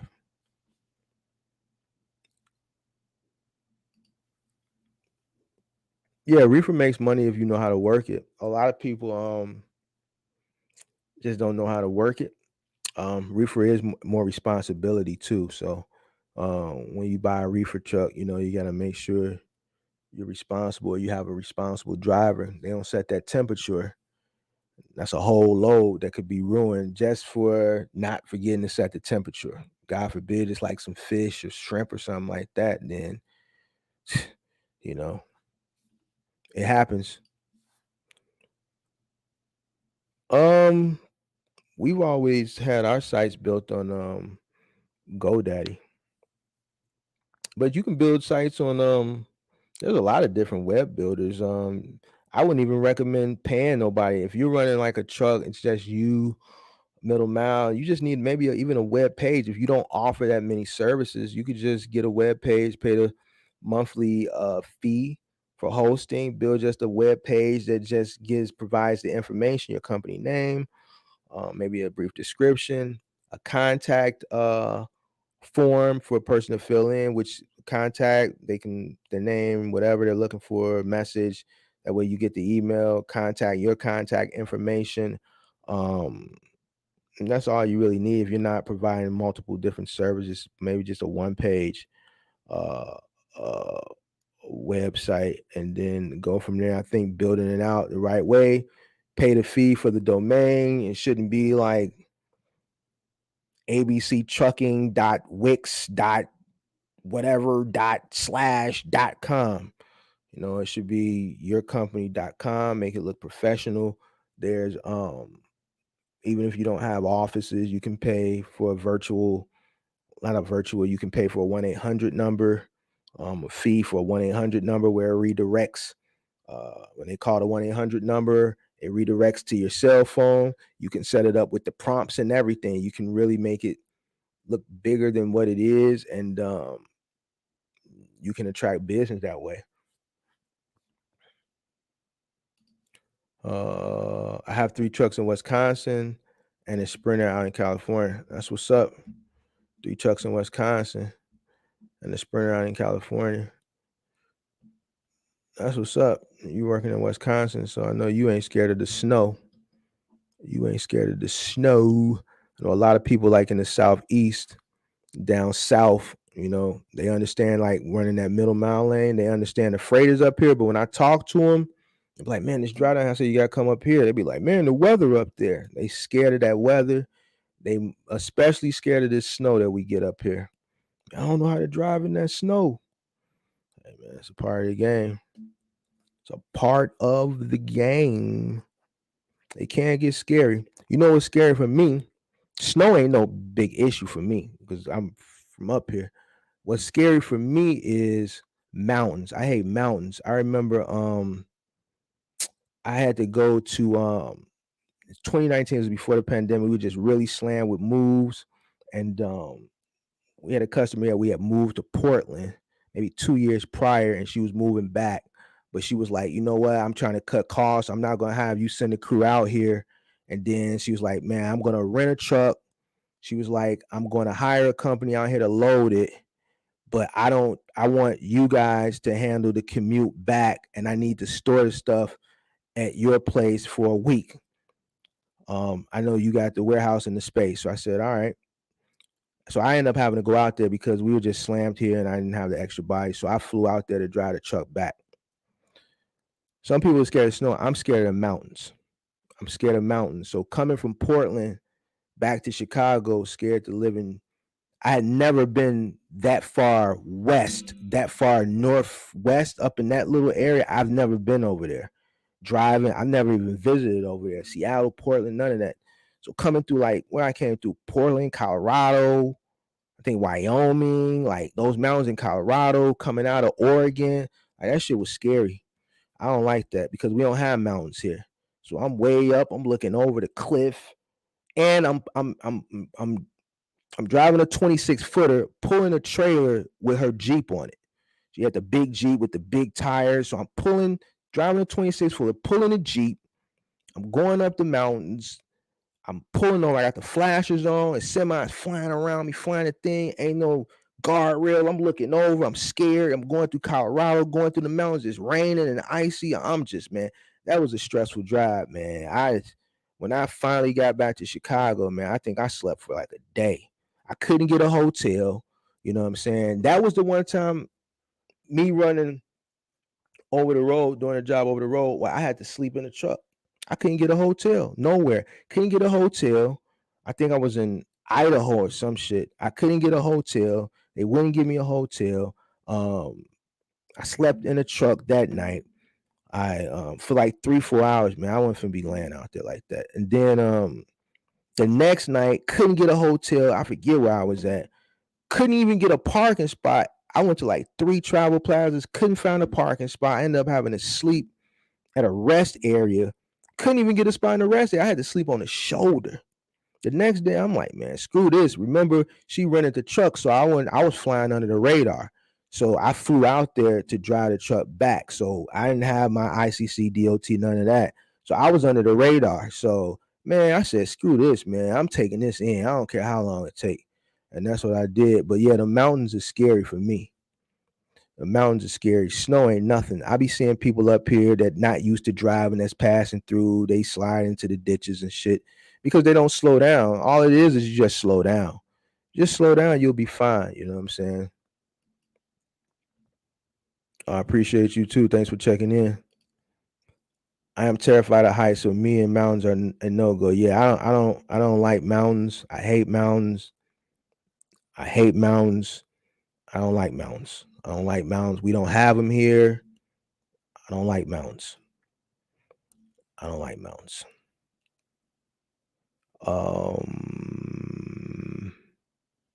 Let's see.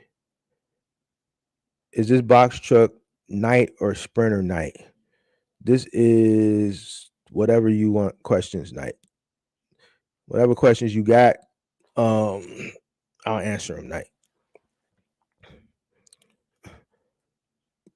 Mostly box trucks, but we do sprinter night. When I do cargo van stuff, that's just that's specific because a lot of cargo van stuff, there's a peak interest in cargo vans right now. So believe it or not, there's more peak in cargo vans, more interest in cargo vans than it is for box trucks. So I try to dedicate those days because a lot of those people are novice seeking information on it from a novice perspective. A lot of people that I broadcast to on Tuesday nights are not really novice. They're just people who just have an interest for box trucks. and engagement with other like-minded people in the space. Anthony Robinson, what's going on? Maryland in the building. What's going on? Checking in. Let me know. Drop some questions if you got them. If not, today has been a very gloomy, dismal day. So I wish I went with cargo van instead of box truck right now. Did you buy a box truck or did you rent it? If you rented it, Roger Reeves. I have both, but my drivers keep quitting. Oh, well, you're late, man. That's what the whole topic tonight was about. Drivers quitting. Why it's hard to find drivers. So yeah, I just did a whole 1 hour thing on it. You're probably gonna have to go back and watch the replay, man. I'm sorry you came late, but yeah, that's a lot of people's issues, keeping drivers and even finding drivers. So I mean, you can go back and watch the replay and I'll break down why it's hard to find drivers, why it's hard to keep drivers. And I gave some tips on how to attract drivers and how to keep them. But I'll give you a brief rundown. Basically, it's just a lot of opportunities out here. It's things I've said plenty of times before. A lot of opportunities, easier opportunities to make equal money or more. What you got to do to attract drivers and to keep them, like that pay got to increase. You got to provide perks. You know, you got like I know I touched on it, but I didn't really expound. You got a semi truck company. You're talking about 10 grand sign on bonuses now. That's $2,500 they paying out a quarter. You know, however they doing it. Some might do it every quarter. Some might do it. You got to stick around a year. You got to stick around 6 months, 9 months. However they doing it, they're paying it. All right. So like you're gonna have to do the same in the box truck space. If not eventually, immediately. I've been doing it. You know, I've been taking care of people as far as, you know, in final mile, as far as like covering lunch, things of that nature. I understand the importance of people. I understand how hard it is to get people now. So people are gonna have to incorporate that into their expenses. Like if you want to keep people, you got to pay them handsomely. Like middle mile people, and this is it's your business. You know what I'm saying? I'm just giving people some advice, or not even advice. I'm just telling you maybe what you might want to do. You could do it, or you don't got to do it. You know what I'm saying? But man, $100 or $125 to put a person in a room. Hey, that's a cost I'm willing to bear to boost morale. $30, $40, $50 on a per diem. Hey, that's a cost I'm willing to bear to boost morale. Because guess what? If ain't no butt in that seat, then I'm not making no money. So if I gotta reduce my cost by $175 to keep a person happy a day, then so be it. Because guess what? Some money is better than no money. That's how I was raised. You know what I'm saying? Some money is better. You can't be greedy out here. Like the margins are very small. So it is what it is. That's basically what the whole spiel was about. Talking about why is it hard to get drivers? Why is it hard to keep drivers? I talked about it in final mile. I talked about it in moving. I talked about it in middle mile. And then I gave some tips on what to do to attract drivers, keep them, how to vet them too. A lot of issues that a lot of people run into, because I hear more people, I hired this guy and he didn't even last a week. The vetting process got to be on point. Like, man, you got to really vet these guys, especially middle mile. As far as being out there on the road, my vetting process is a little bit different. I'm looking for creeps. I'm doing background, I'm making sure people ain't thieves. I'm making sure people ain't creeps and things of that nature. And middle mile, you got to vet them to the point where, are you going to be willing to stay out on the road? Just because you're saying you're going to stay out, are you really going to stay out? You know, you got to understand that. Yeah, it's kind of like, what's the word? You kind of like, oh damn, it's on the tip of my tongue.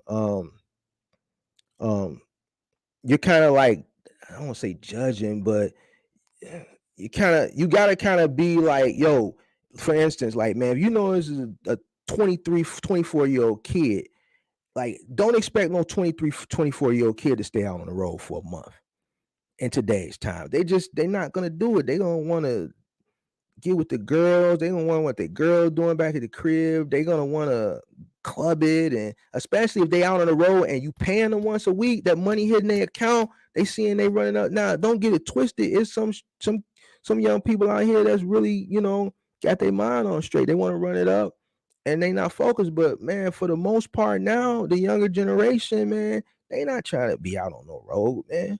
They ain't got no responsibilities. They want to get back to the crib. Now you might be able to catch a 50-year-old, and I'm gonna keep it funky with y'all. Y'all want me to keep it funky, or you want me to sugarcoat? You might be able to kill a 50-year-old who might be dedicated, don't mind living on the road like a Viking, really ain't got too much going on at home. He might take his pay. He might spend $150, $200 on a lot lizard, and he's okay. He's going to the next. He's going to the next state. He may be okay with that. He's a Viking. He's living like a Viking. He don't mind being out on the road. He's saving money because guess what? You're going to have people that are like, yo, I don't mind staying on the road because I'm not spending no money. I get a per diem. My boss is feeding me. He putting me in a hotel room every night. I'm getting paid to do the driving. I'm saving my money. And every time I get paid, I catch me a lot lizard. And he's straight. And that's just the truth. I'm going to be honest with you. That 20-something-year-old, I don't know. That 30-something-year-old, you vetting him, and he's married, he's newly married and stuff like that. He got a newborn baby. Do you really think he's going to stay out for a month? Because as soon as she get the call and the baby crying, babe, I miss you. When you coming home? I don't know. Man, he said, man, I got to go. Man, I'm going from California all the way to Chicago. Then he said, man, I got to go from Chicago to Florida. But, babe, I miss you, babe. I miss you. And she steady calling him and all that. You got to deal with that. So you got to vet him out. You got to vet him out. You know what I'm saying? So it might be more better to find this guy who has a good resume of driving over the road. Let's say, for instance, a guy, he might have lost his CDL for whatever reason. I don't know, maybe whatever. He lost his CDL. You know, he's a professional driver. As long as he didn't lose it for like a DUI or whatever. I don't know, whatever. He had a CDL, don't have it no more. You check him out, you vet him, you get to know him, things like that. You know he's a good driver. You know he's willing to go out over the road. Like I said, he's a little bit older, a little bit more responsible. That might be a better bet. It's all, you got to really vet him out. Final mile, it's harder for final mile moving. It's rough right now. I ain't finna hold you. It's rough. It's rough. But you know, you got to vet him out. You got to pay him very well. So that's what we talked about, D. Reeves. I'm not going to really go back into it. You got to go back and watch it from the beginning because I had it all mapped out and I went through each process and all that other stuff. So go back and watch it from the beginning, Roger Reeves. I was watching your other videos the last 2 hours. Yeah, don't worry about it. It's going to be up. It's going to be up for replay. You can watch it or you can scroll to the beginning now. Or you can finish watching this and start from the beginning. But I went through the whole process. That's what tonight was about. Tonight was about the question you asked. Your drivers keep quitting. So you're not the only one. I'm not having drivers quitting. I just can't find nobody. Nobody want to work. Or the people who do want to work, I don't want to hire them. So you ain't the only one. A bunch of people. That's like one of my biggest complaints that people are having. Finding drivers, keeping drivers, same thing. So you ain't the only one. The only advice I can give you is if your trucks are paid for, then no big deal. You can park them. I wouldn't force anything. You know, just don't accept anybody. Whatever you've been doing to be successful up to this point, continue to do it. Times are changing, you know what I'm saying? So you got to change with the times. Just keep your head up. And if you have a cost that are associated with the trucks that aren't running, then you might have to, like as far as rentals, maybe you might have to get rid of some of those trucks to bring your costs down. If you can't keep driving, no sense of paying a rental. But if your trucks are paid for, like mine, man, park them and man, just keep operating. As long as you're making some money's better than no money, but don't get thirsty. Because when you get thirsty, you just hire anybody, you send somebody out. That's when this bull crap happens. I was watching the other 2 videos the last 2 hours. Let's see what else. Bought a box, but it was a great price. What size truck did you get? How long are they? Stay Rogers. Let's see. Last one quit before he got paid. Why did he quit? What's the reason for your guys quitting, Roger? Why are you guys quitting? And what exactly do you run? Do you run middle mile? Do you run final mile? What do you do? And why? What's the reason why your guys are quitting? Are they telling you? I got a 3 guys that's willing to work, but I need a bigger truck. What size truck do you have? I just subscribed to you today, but how can I get info on your mentorship program? Well, I don't have a mentorship program. I just do consultations. I do coaching rather. I don't do like no open mentorship like some of these other people do. So I just do coaching. And here's the banner for that. Let me close this. www.boxtruckcourses.com. If you see that banner right there, I just put it up. I'll put it in the chat too. So I just do coaching in different formats. 15 minutes. Oh shoot, I spelled it wrong. 15 minutes, 30 minutes, an hour, subscription based or bundle based. So you got Y option, very inexpensive compared to others. Yeah, I don't do the mentorship for $5,000 and all that. I don't do that. So basically what happens is you do a coaching session depending on what type of coaching session you want. If it's a 15 minutes, obviously it's the general questions you might have. Half hour, you let me know what issues you're having or what you're looking to do. We create a strategy. Hour, more time to do what I talked about, 30 minutes. I have a lot of people that opt for the subscription base because they want to talk once a month, subscription base. You sign for a subscription, your card gets charged once a month. Once you get charged that month, you go back into my website to your dashboard. You log into your dashboard. You set up a time. We meet. Most of the people who do subscription, those are people who have long-term goals for building out their business and they want strategy. We create strategy. Before we meet the next time, they implement the strategy. When we meet the next time, the first half hour, we go over the implementation of the strategy that we came up with. How is it going? If there's things that need to be tweaked, we create a new strategy based around the tweak. If everything is good, then we go for it as far as creating strategy going forward. Some people have plans of scaling. Some people have other problems that I'm trying to coach them out of.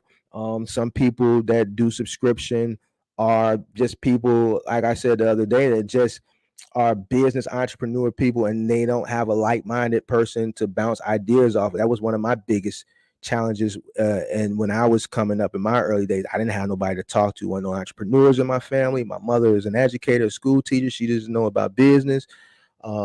Fathers wasn't around. I didn't have nobody. Brother worked for me. So I didn't have friends weren't entrepreneurs. So I'm in the street, some work corporate jobs, whatever.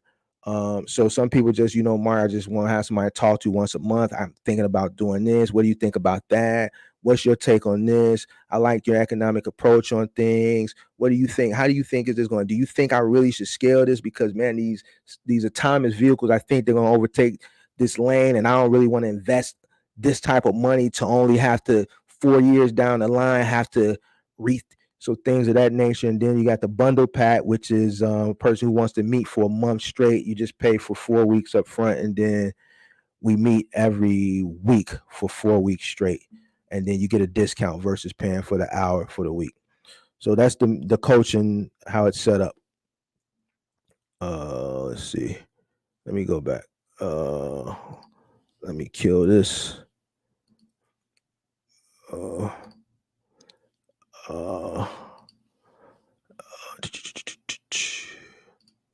All right, so you said last one quit before he got paid. I think I'm waiting on your answer for that one. I just answered this one. Wow. All right. So if you pay your employees well and treat them with respect, most will go above and beyond. Yeah, that's what I was talking about earlier in the thing before you came in. If you do pay them well, and you treat them well, they will go above and beyond because you've built good morale with them. And I think a lot of people do lack that morale because listen, man, I'm gonna be honest with people, man. Look, I understand a lot of people got sold this dream on this get rich, but man, box trucking ain't a get rich. Like it's just not, man. You know what I'm saying? It's just not. I'm not a millionaire. And I think when I started, it was the glory days for box trucking. And when I say the glory days, it was the wild, wild west for box trucking. E-commerce wasn't what it is today back then. These private owned companies that were learning e-commerce back then, they were taking the money, they didn't know what to pay, they were overwhelmed because as it was scaling, a lot of people that are flooding the box truck market now weren't flooding it then. It wasn't that many of us back then, so it would be shit left on the dock every day. So they were when I tell you I was able to get guarantees and things of that nature, and when I be talking about how I was able to lean on them and things of that nature, because guess what? They had to produce. Because guess what? It was somebody leaning on them. Who was leaning on them? The retailer.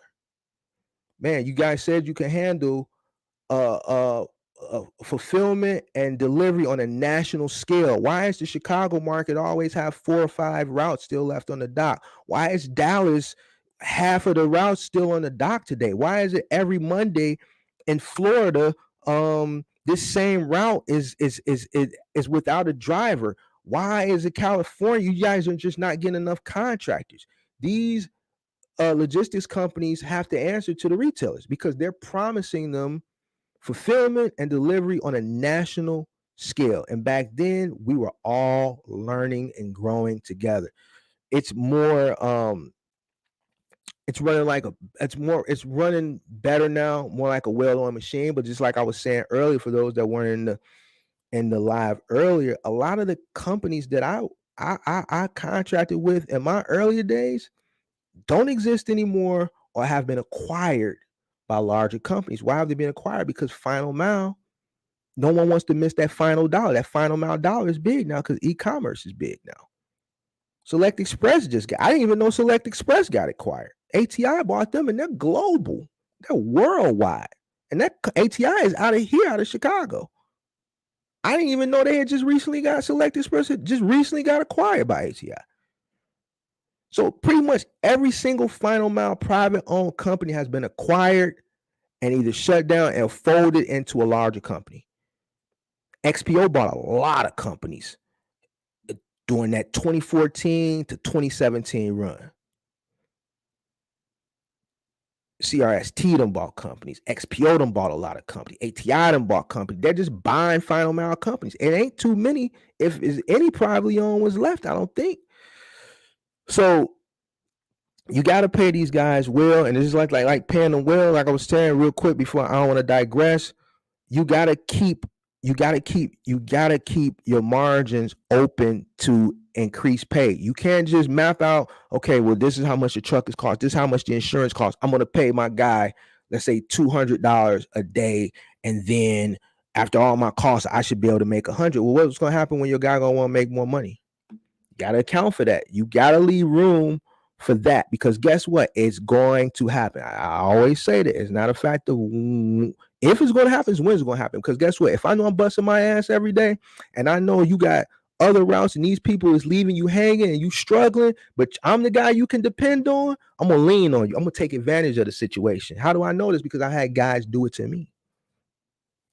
And you know what the angle they come, Mark, I'm the only one that's really busting my ass. Me, JoJo, Poo Poo, Pookie, John, Ray, Foreigner. We're really the only people that's really we your killers. And this is the word they say. I'm talking like a guy who worked for me named Drake. Man, we your killers. We your killers. So, you know, when they come for that, and I know that they is the killers on my squad, and they threatening, I already know what the threat about. They trying to move and lean on me for that money because they know I need them. That's why you got to keep a margin for increases. You got to keep a margin for increases, especially now. Especially now. Hey, have you started CDL school yet? Because I'm working on my CDL permit now. Nope. I said I was going to advance and try to go the CDL route. I'm having second thoughts about it. I found another business model that interests me more, and I've already started building that out. Actually, I found two business models that interest me more, because here's the thing: if I if I if I go to school, right, I get my CDL.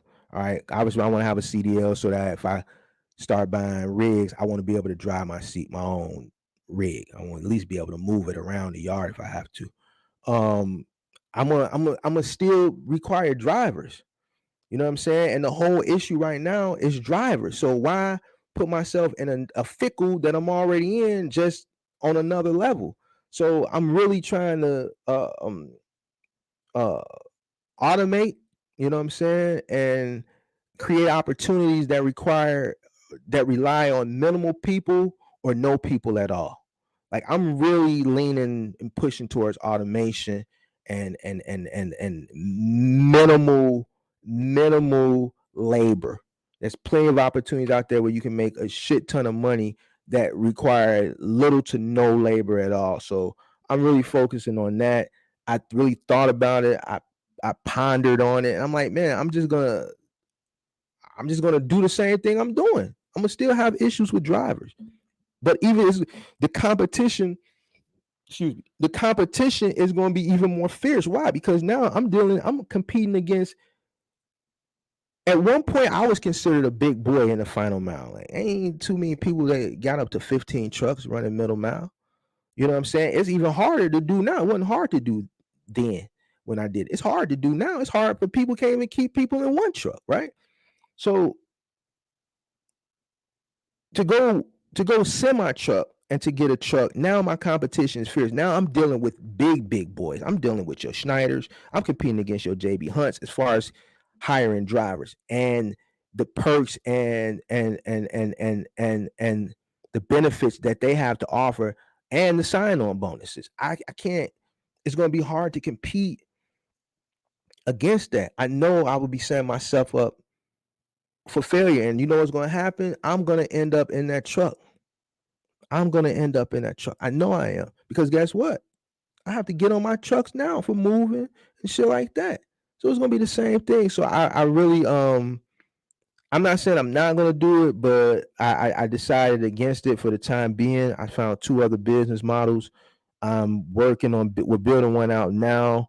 And then the other one, we're in the process of building that one, starting on building it out. And I just want to deal with stuff that requires less to no people. I think that's the way of the future. Um, and I just want to really look into not relying and not depending on people, because people just ain't dependable. They're not dependable. And that's just the honest to God truth. And I think a lot of lanes where people could build out, let's say like in this lane, when I was running that many trucks, I was considered a master contractor. That was the term back then. You know, you had ICs and then you had your MCs. Your MCs were people who had 3 or more trucks, right? So I was an MC. You don't really see that many MCs nowadays that scale up to that point, because the game has become more of a do-it-yourself uh, uh, type of thing. So CDL is just something I put on the back burner for right now. I feel like I'm gonna put myself in the jam, the same type of predicament, scrambling for drivers. You probably can reach out and ask them how you can improve too. I don't know what she talking about. Recently, he quit because he was recently divorced. And see, that's what I'm saying. That's another thing. Like, I didn't go to divorce angle. I went the baby mama, my girl back at the crib angle. My girl missed me. She's calling me, the kid angle. But the recently divorced thing, I can see how that can make a person quit, because they're probably depressed. And and being out on the road is very lonely out there. And then he's already depressed because of divorce. So, but that situation where why he quit, I don't know. But you saying you're having a problem just keeping drivers, period. I think that divorce that was just probably just that's not usually, that was just a one-off type of thing. But why would he even get the job if he was recently divorced, if he quit within the same week? Maybe he thought he was going to be able to handle it. I have no problem staying out on the road. I'm older, retired, and no interest in lot lizards. Well, so that's cool. You're a highly sought after individual then, in the trucking space. You know what I'm saying? You're a highly uh sought after individual in the trucking space, and you would demand a high dollar amount. If I ran middle mile, I would definitely be sending you a private message right now if you're looking for opportunity. But that's what I was saying. Like he said, did he say his age? He said he's older, retired. See, that's what you kind of want to go for middle mile. You want to go for that older gentleman who is retired, who's um doesn't mind being out on the road, um not young and not chasing the women, ain't got no woman in their ear, calling their phone, blowing their phone up. And I know that for a fact, because guess what? I'm local. I be on the truck, and when these guys be in with their girls, one day, was it this summer? I was on the truck, maybe it was early this year, man. The dude who I was working with early this year, man, I don't know, him and his girl was going through it, man. She called all day, all day. We on a move. I'm looking for this dude. I'm like, man, where he at? He around the corner. He on the phone, calling all types of bees and stuff going. I'm like, bro, why do you keep answering? I'm like, bro, like, listen, I'm trying to go. I got other things to do, bro. I shouldn't even be on this truck, bro.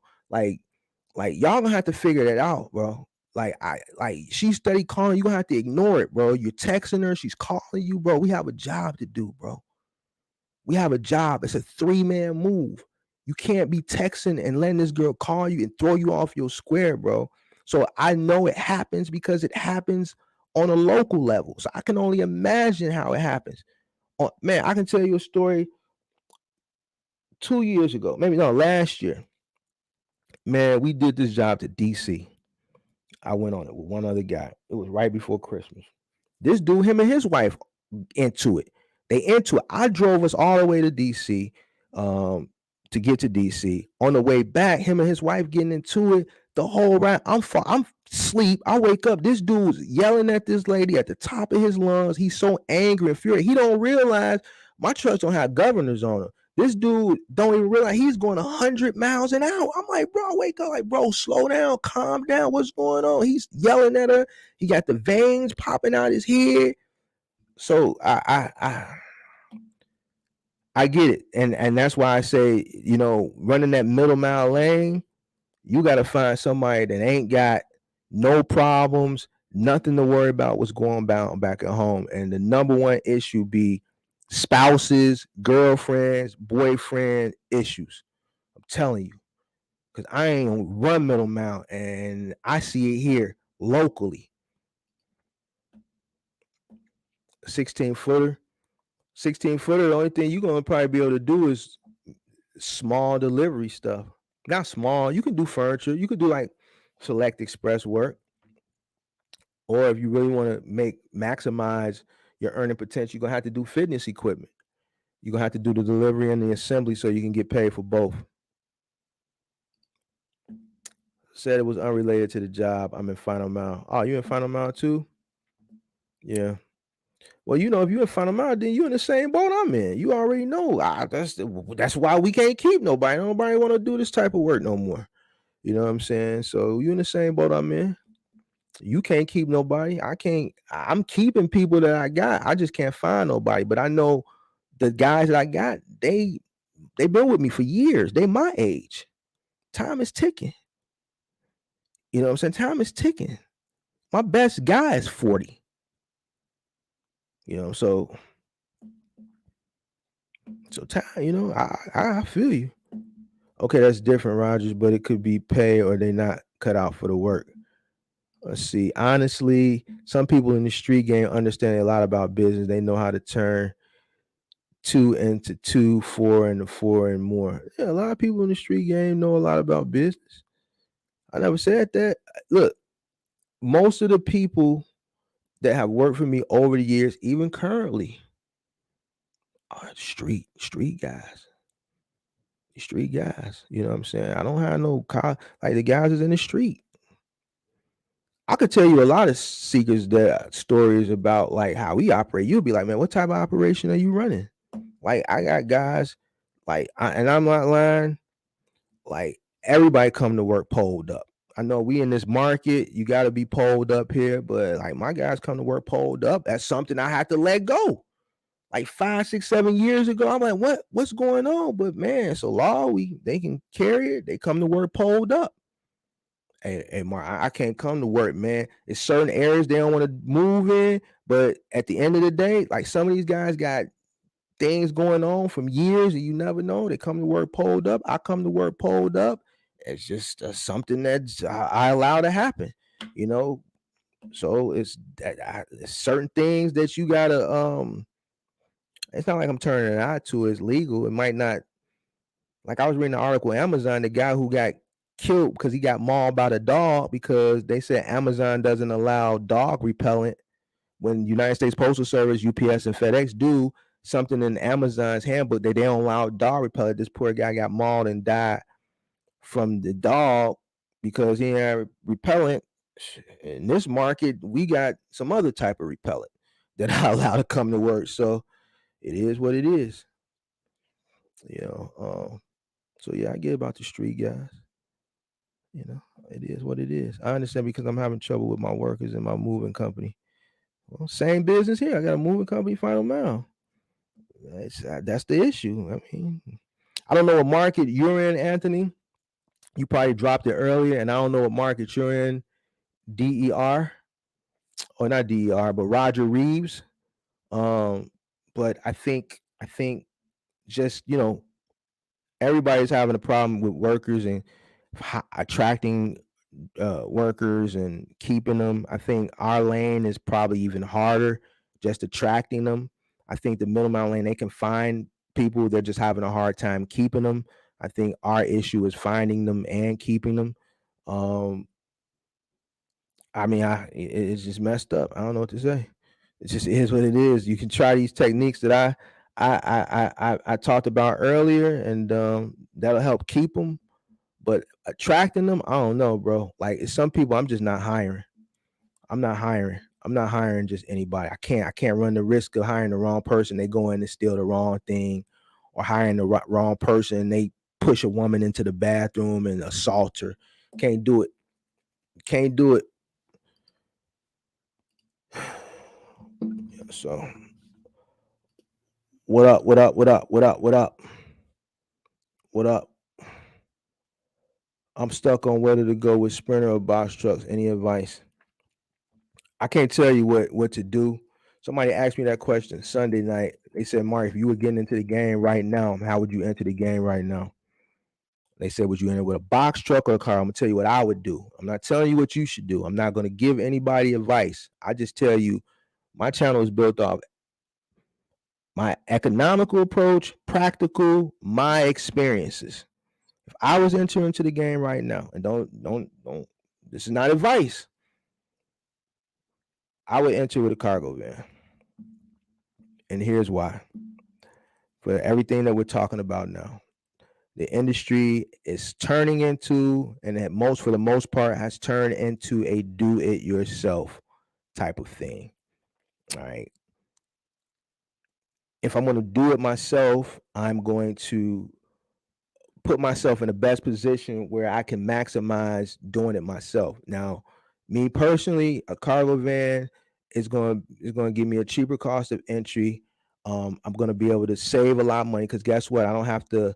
If I were entering, I wouldn't have to rent, like say, a truck parking spot. I could park it at the crib, right?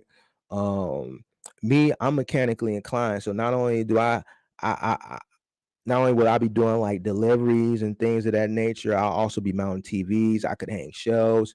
I could do a lot of things. All right.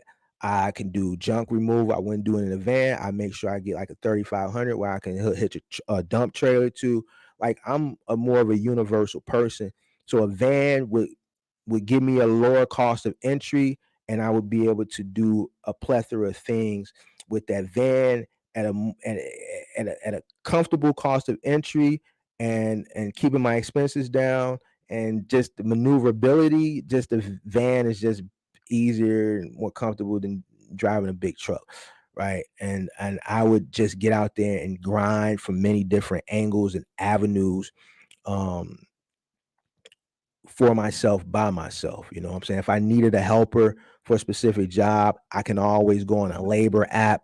There's labor apps now where you can hire a laborer, for specific things to do, to join me for the day if I needed somebody to tag along for the day. But for the most part, I would just get money. And I know I could guarantee I could check at least in a cargo van. Me personally, I know I probably could check anywhere from a fin ball to a G ball a day, easy, because of the plethora scope of skills that I have. I know carpentry.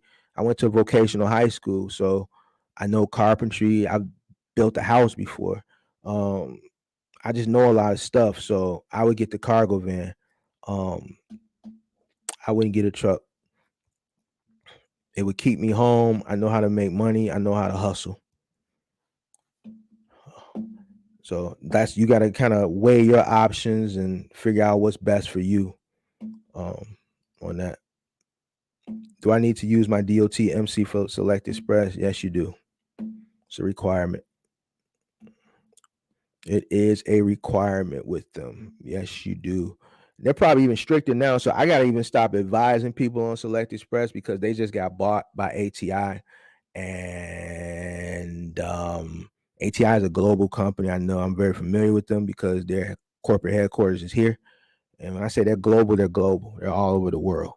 So with that being said, normally when a large company like that buys a privately owned company, something's going on. So I can't even advise on. I don't even know if the well, the owners are gone. They got bought out, so they're not there no more. So I don't even know if my contacts are there. I don't know if the insurance requirements are different. I don't know what the rates are. I don't know nothing. So, but I know they definitely require MCDOT.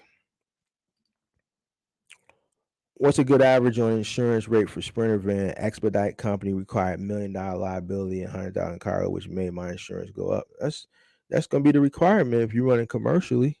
You're gonna need that GL. It's gonna be an M. That commercial auto gonna be an M, and that car gonna be 100 grand. It'll be 100 grand. Now, as far as what you're paying, I can't answer what's a good average because I don't know what year your Sprinter van is. I don't know none of that. Obviously, the newer, the higher, the older, the lower. Where you're based at, you know what I'm saying? Where you live at, where you park it at, the discounts they're gonna give you, is an alarm on it, things of that nature. So all that information would be needed to kind of, I know one thing. It's cheaper than a 26-foot box truck or a 16-foot box truck. So, um, yeah. All right. Any more questions? Any more questions? Let me see here. Let me make sure. Did I cover everything? Your cost numbers. Yeah, I think I covered everything on my end. Any more questions? Now that I'm gonna go ahead and skedaddle up out of here tonight. I ain't gonna hang out too long if y'all ain't got no questions. I hanged out a long time Sunday night. I ain't gonna hang out too long tonight, man. If y'all ain't got no questions. Been a gloomy day for me anyway, man. So everything going on in the world. Everybody need to be careful out there, man. Hug your loved ones. Appreciate people. Stay out the way. That's what I'm gonna tell people, man. Stay out the way. Stay out the way. That's what I'm practicing. I'm practicing staying out the way. Listen, Mark don't want no issues with nobody. I don't want no problems with nobody. You know what I'm saying? I'm staying out the way. Just, leave me alone. And I don't want no problems. I'm minding my business. It's too much going on in the world. And I don't want to have to do nothing to nobody. I don't want nobody to do nothing to me. I'm minding my business. Hug your loved ones, guys. Appreciate life. I'm telling you. I don't want no problems with nobody. Independent courier paying $1 amount in a small car. Worth it, you think, Mark? I think it is worth it. I had a buddy today who's running Amazon Flex, and he just started, and he was like, man, how do I break down to know what I made? I showed him how to break it down, and he's in his car, and I told him, I said, man, you need to be at $1 a mile. So $1 a mile independent carrier in your car, I think you're winning in a car for $1 a mile. I think you're winning. I just had this conversation about 3 to 4 hours ago with someone doing Amazon Flex in their vehicle. But unfortunate for them, you don't know where you're going with Amazon Flex unless you what did he say? So they got blocks, and then they got instance. Is that what he said? Yeah, blocks and instance. So with the blocks, you don't know where you're going until you get there and you swipe it or whatever. So as long as, like I told him, in a car, you making $1 a mile, you winning. So same thing for you if you're doing something independent courier and it's paying you $1 a mile. Oh, see, that's different. Well, how far are you going on? How far are you going out? So paying you $1 a mile is different. How far are you going out? What's the radius of miles you're doing? What are you delivering? And things of that nature. I thought you said you was making. I misread it wrong. It's paying you $1 a mile. Answer those questions for me. What's the radius that you're driving? What's your thoughts on temp service? I never use one. Never will.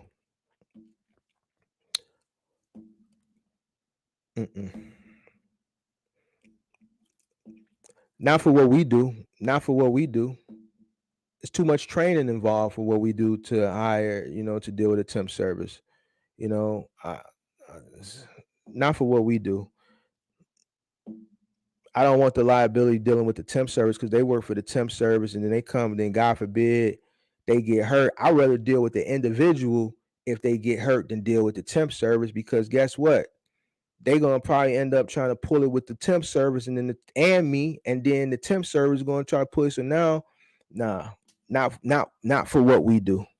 Not being a small business owner. You know what I'm saying? I'm straight. And plus with the training that's involved, nah, man, I'm straight. Me personally, no. To each his own. I'm not dealing with no temp service. Not for moving and not for final mile.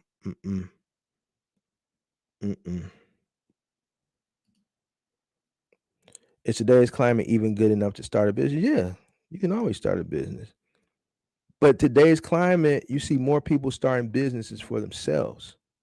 That's the whole purpose of this topic tonight. You see more people, which is why a lot of people are finding it hard to find workers. It's just not the small business owner that's finding it hard to find workers. You got retail stores can't find workers. You got restaurants can't find workers. You got all these businesses can't find. It's hard to find workers. You know what I'm saying? And the places that are acquiring workers, look at the perks they're giving. McDonald's, I don't know if every McDonald's is doing it, but McDonald's here, if you come there and you work for 6 months, they're giving you an iPhone, they're giving you a cash bonus. We talk about McDonald's, yo. McDonald's here paying $20 an hour plus a sign-on bonus of an iPhone 13, 14, cash. Different McDonald's are giving you different sign-on bonuses, whatever, different perks to come apply. You know what I'm saying? It's just it's every business. You got some businesses like Walmart, they're just really getting their people hired in. Like they still not even running, certain place like Walmart and Target, they would have a third shift overnight that would stock the shelves. So Walmart's here still don't have overnight. People don't want to work overnight.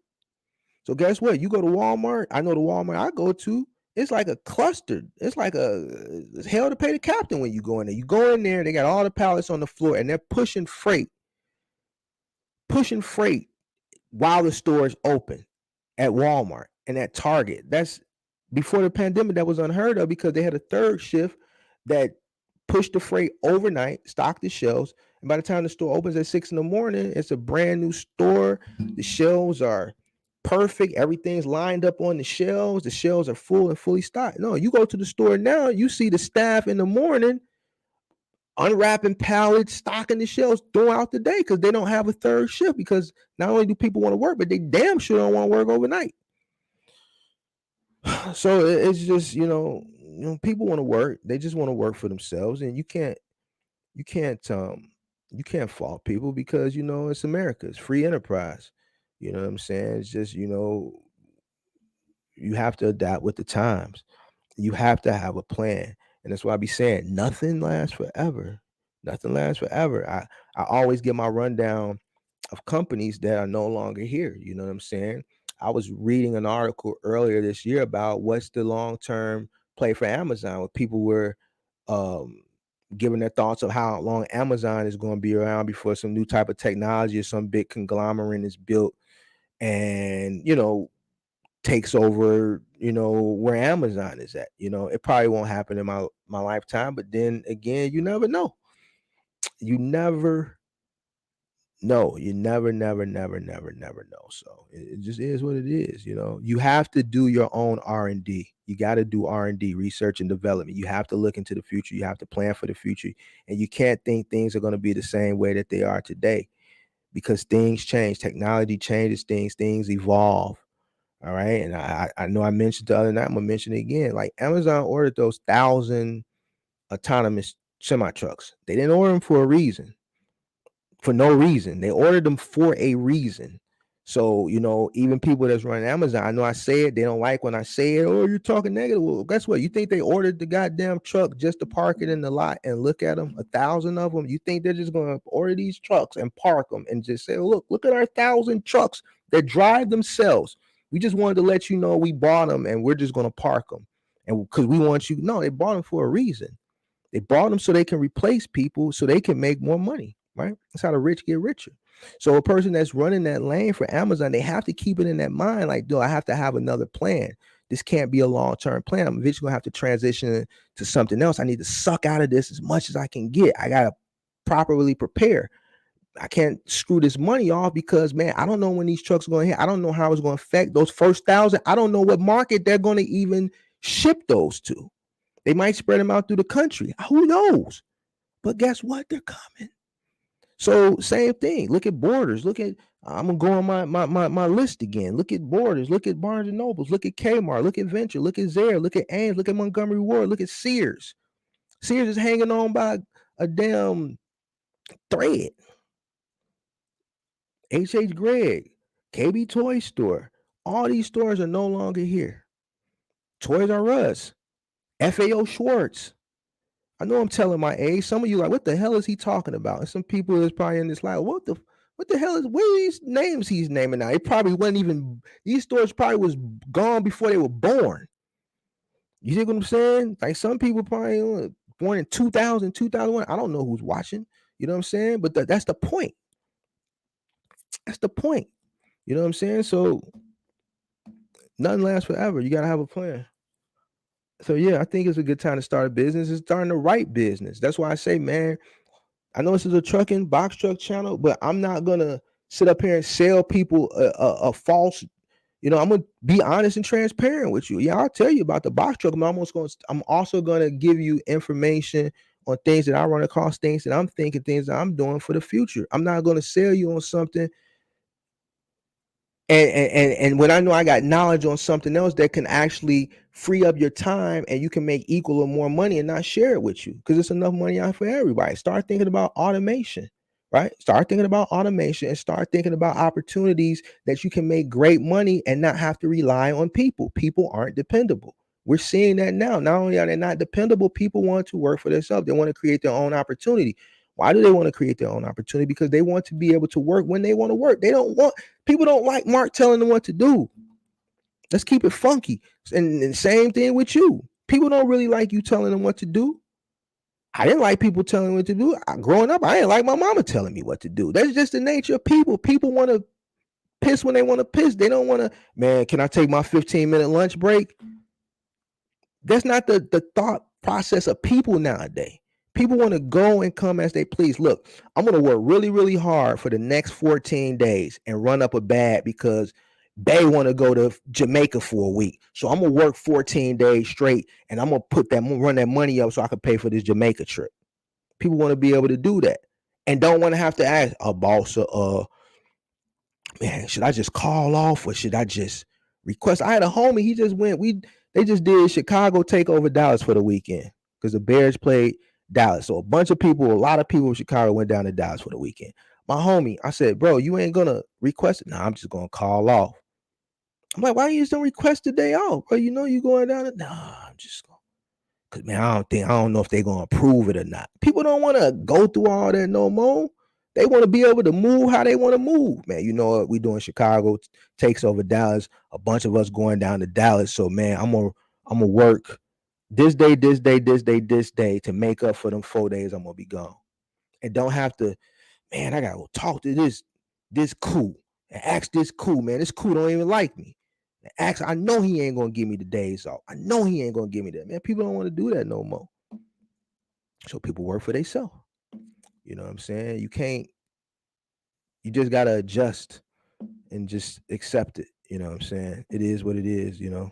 But when you are having your run in business, because everybody has their run. If you take care of business the right way and you're successful at it, you having your run, you understand, yo, this is my run, this is my run. You have to build, continue to build, continue to build. Don't just rely on that one thing. I always talk about it. I know some people say, man, put your eggs in the one basket, because I say don't put all your eggs in the one basket, but I'm telling you, be the person to put your eggs in one basket, and guess what? That basket gets snatched from up under you. See, old Marky Mark got a bunch of different baskets. I don't rely on one kind, especially when you're relying on a company. You're relying on a company for freight.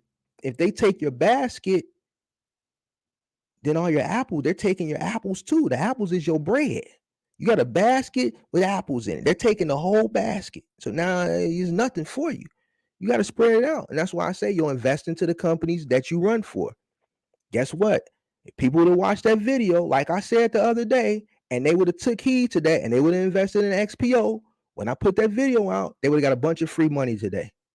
Because XPO gave everybody that had shares of XPO a share for their new sister company that went public today, RXO. So I got free money today just for being an investor in XPO, a company that I no longer contract with, but I did contract with, and I bought stocks in them, shares in them. So because now I'm a shareholder of their new company, RXO. Didn't have to put the money up. They gave me a share for a share. Free money. And I'll be giving people the game, but people only click on the videos that seem appealing. They don't click on the videos that don't seem appealing. And you got to watch all the videos. But, you know, it is what it is. So hopefully some people watched that video last week and they invested in that company and they got them some free money today. Now you can keep that stock if you want. If you bought or you own XPO, or you can cash it out. It's your money. It's free money. You know, it's free money. It was a gift from being a shareholder. So $1 a mile Sprinter is good compared to a car.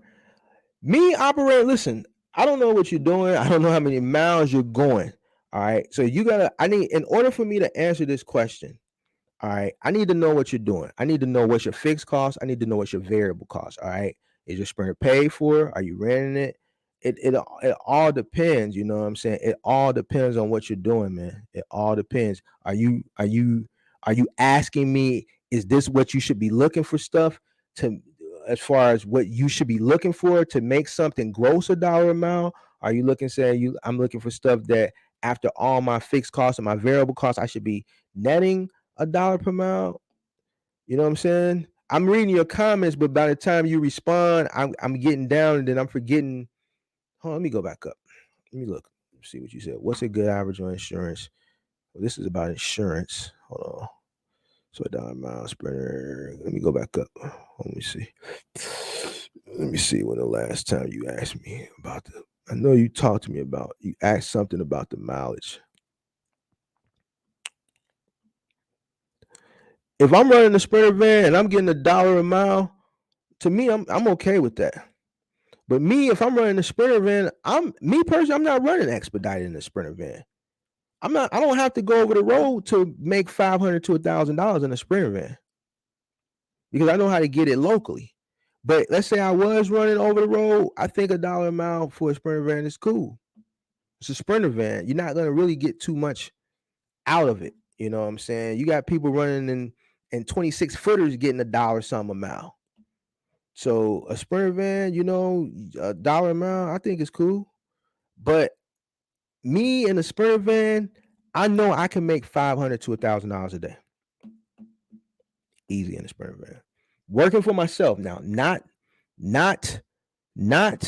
hiring people to do stuff for me and not running contractually. I'm going to hustle. I'm going to hustle. I'm going to have apps and I'm going to have other things going on that I know how to make money with. But to answer your question, because I can't find where you asked me that earlier, I think you're asking based off what that guy asked about the car. I misread that guy's thing when he said they're paying him $1. I thought he was making $1. So $1 a mile for a Sprinter van, I think is fair. I think it's fair. Like I said, it's people making $1 a mile running Amazon Relay, man. They running off $3 a mile, but they running one way. They're heading back. So they really making $150 a mile, man. So it's people pulling stuff off the load board that once they calculate their costs, some people ain't operating for under $1 a mile because they don't know how to calculate their costs. They just taking something. They looking at that figure. This is going from here to there, and it's paying $1,200. I'm gonna take that.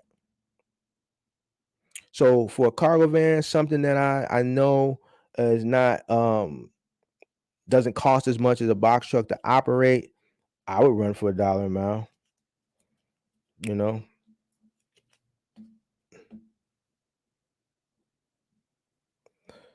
Let me see what I leave off at. Where did I leave off at? Ooh.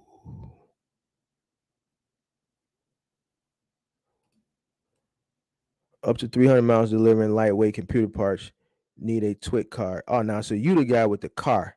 So up to 300 miles, $1 a mile. Me, no, I'm not doing that in the car. At $1 a mile, so that's $300 minus your gas. You need a TWIC card. 300 miles, 70 miles. Now, I'm not doing that. Me, I'm not doing that. I'm not doing that. Not for $1 a mile in a car. Cost. I wouldn't do, and to be honest with you, Hezzy Fire, me personally, I'm not even doing that in a van. Now I think about it. Me personally, I'm straight. I'm not doing it. I'm not doing it. I'm not doing it. That's just, no, I'm cool. Because there's ways to make money locally with a van. It's ways to make money locally with a car. You can do 150 miles. You could do 150 miles delivering medical supplies in your car and come out better than that. Not medical supplies for the car, Jordan, medical pharmaceuticals, and come out better than that. I'm not going downstate, cross state lines, TWIC card, airport, dealing with all that other stuff for no $1 a mile, 300 miles, and then I gotta come back. Oh hell no, I'm straight. No, I'm straight, bro. Bro, I'm gonna be honest with you, Jordan. You can come out better driving Uber. I'm being honest with you. If you're gonna do less than 300 miles, you probably gonna make, depending on your market, a couple $100 just driving Uber. I'm not. You got to look at no. I'm not doing that. I wouldn't recommend you do it either. But you do what you want. Let me not say that. Let me not recommend you not do it. But listen, look what you wrote me, and then compare that to something like doing some gig work. Let's say you was driving your car Uber, which averages about $38, $40 an hour. You're not going to do 300 miles, right? You're going to be done in less time because 300 miles, right? You're talking about 4 hours there. All right. You still got to come back, right? It's not worth it, bro.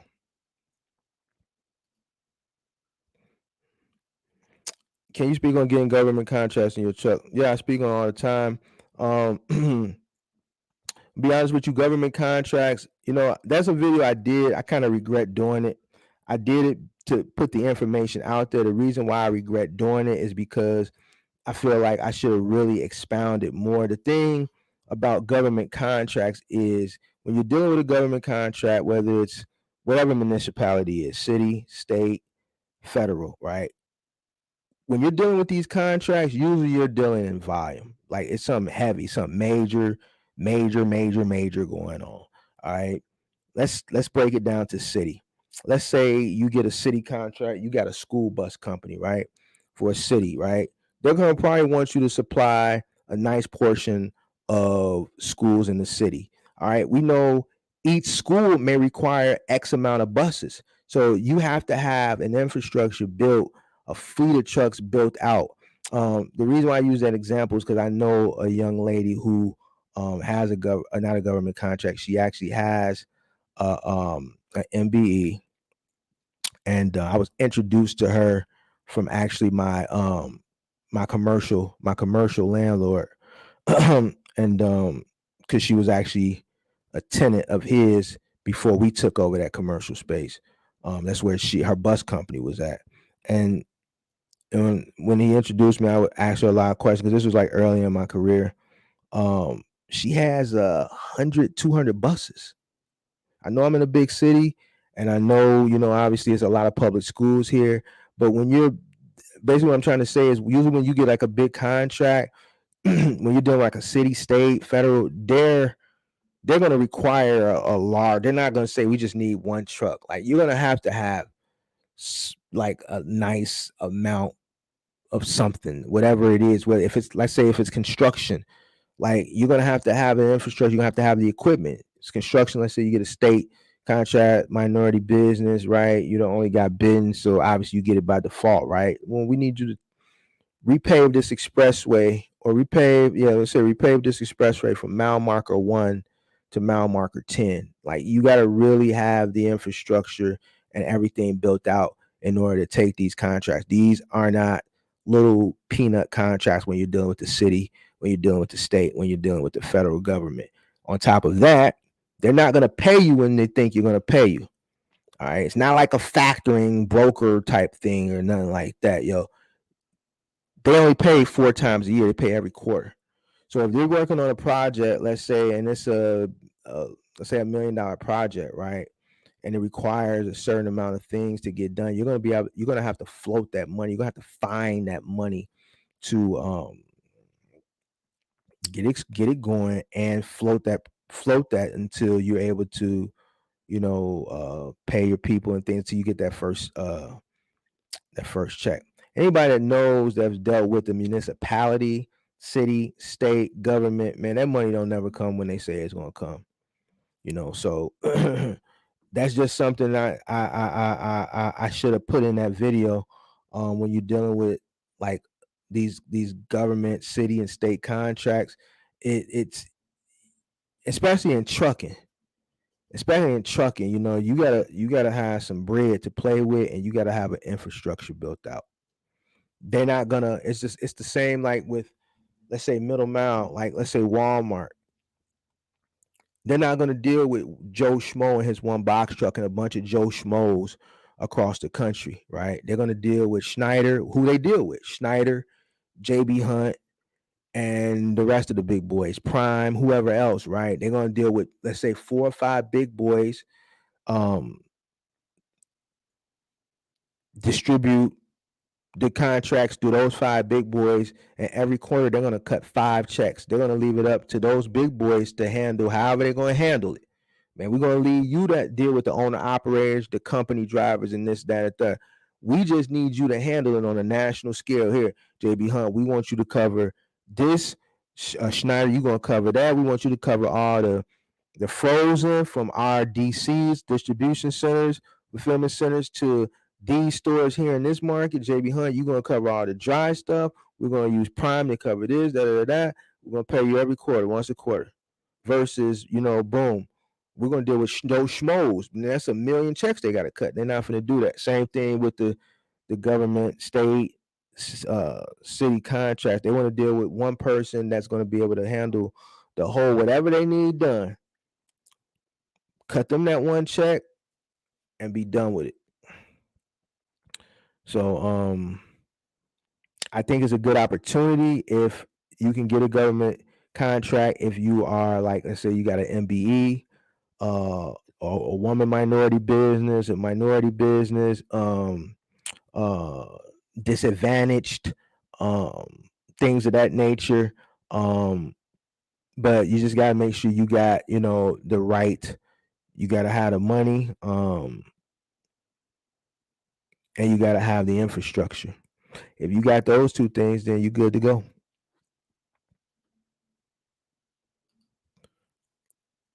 Even malls are transitioning to strip malls. Yeah, malls have been transitioning to strip malls for a few years now because people don't go to malls. I haven't been to a mall in over 10 years.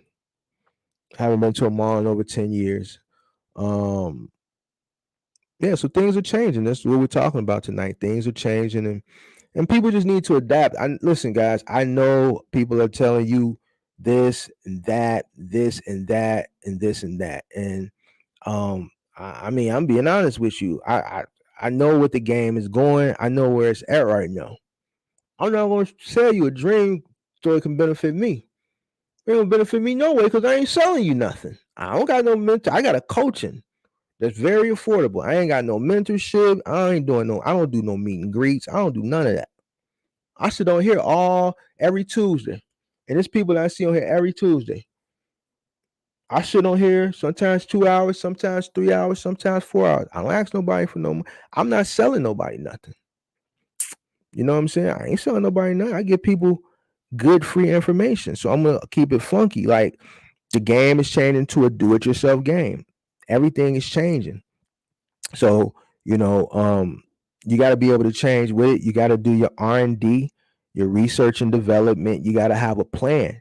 Don't think it's going to be your end all be all. It's not. I don't know what's going on. A lot of things are going on. Rates are steady. Expenses are steady going up. Rates are staying the same. Rates aren't scaling with expenses. And you got to include your labor into those expenses too. So, actually, like, even with Final Mile, they're going down. $650 for up to 15 stops is ridiculous. No way. I'm not. Not me. Not me. Not me. Mm-mm. No. Not for 15 stops. Nah. I'm straight because I know what it's going to cost me. You know what I'm saying? It's going to cost me. I have to pay my guys top dollar just to keep them to come to work. I got, my guys ain't. I pay my guys $100 just to show up.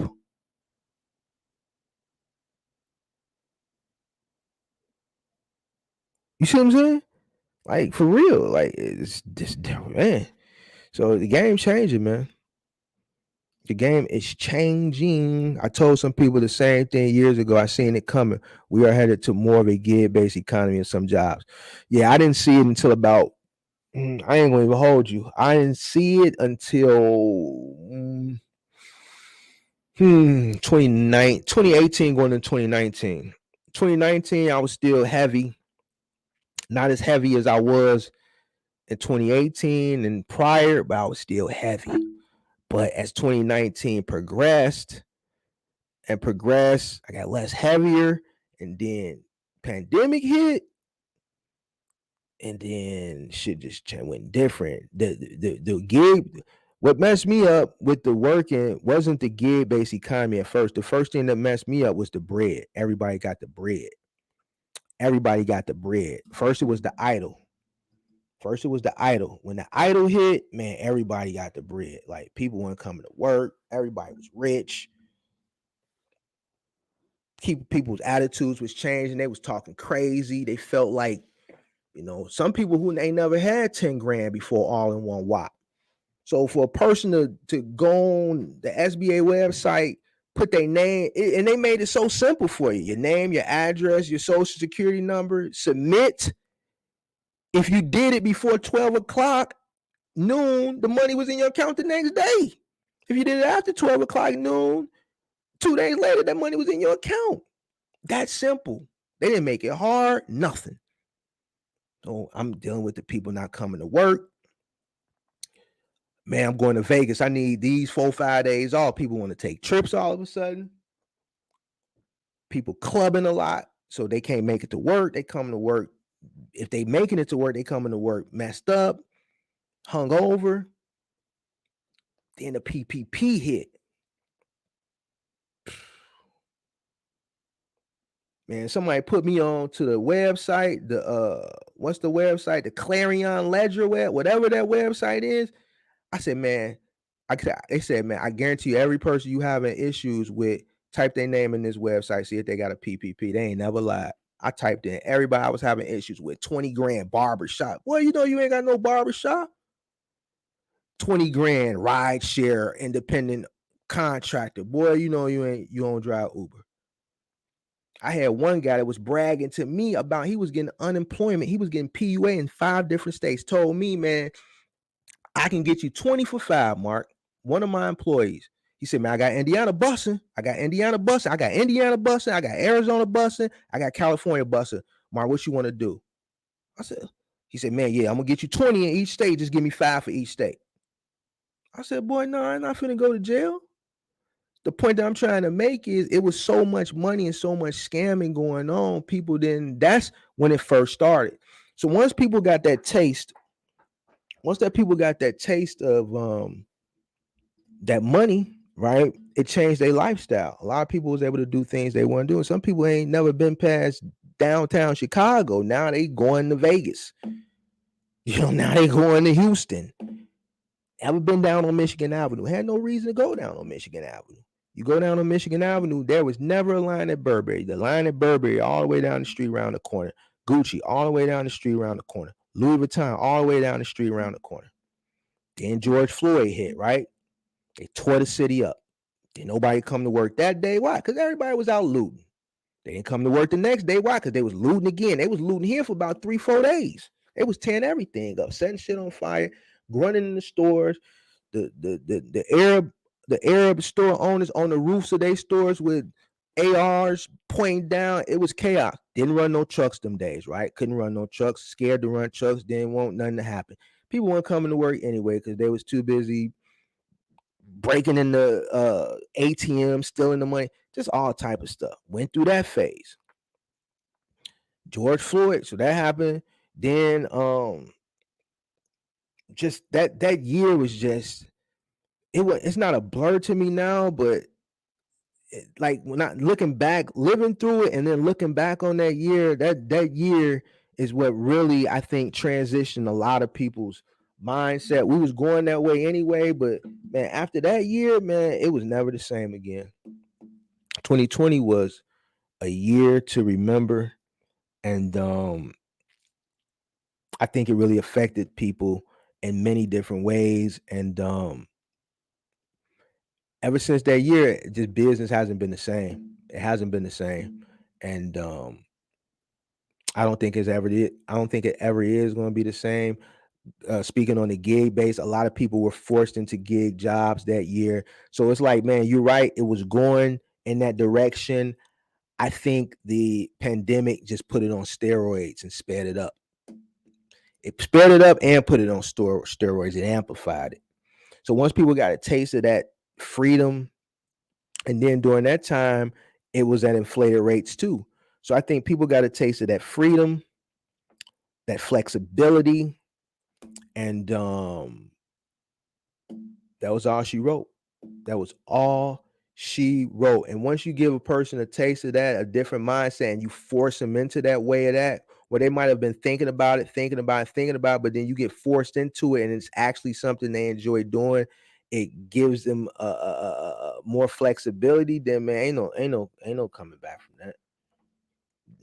Ain't no coming back from that. So you're absolutely right. You saw it years ago. I didn't really see it till about 2019. But the pandemic just amplified it, sped the process up. So yeah, you're right.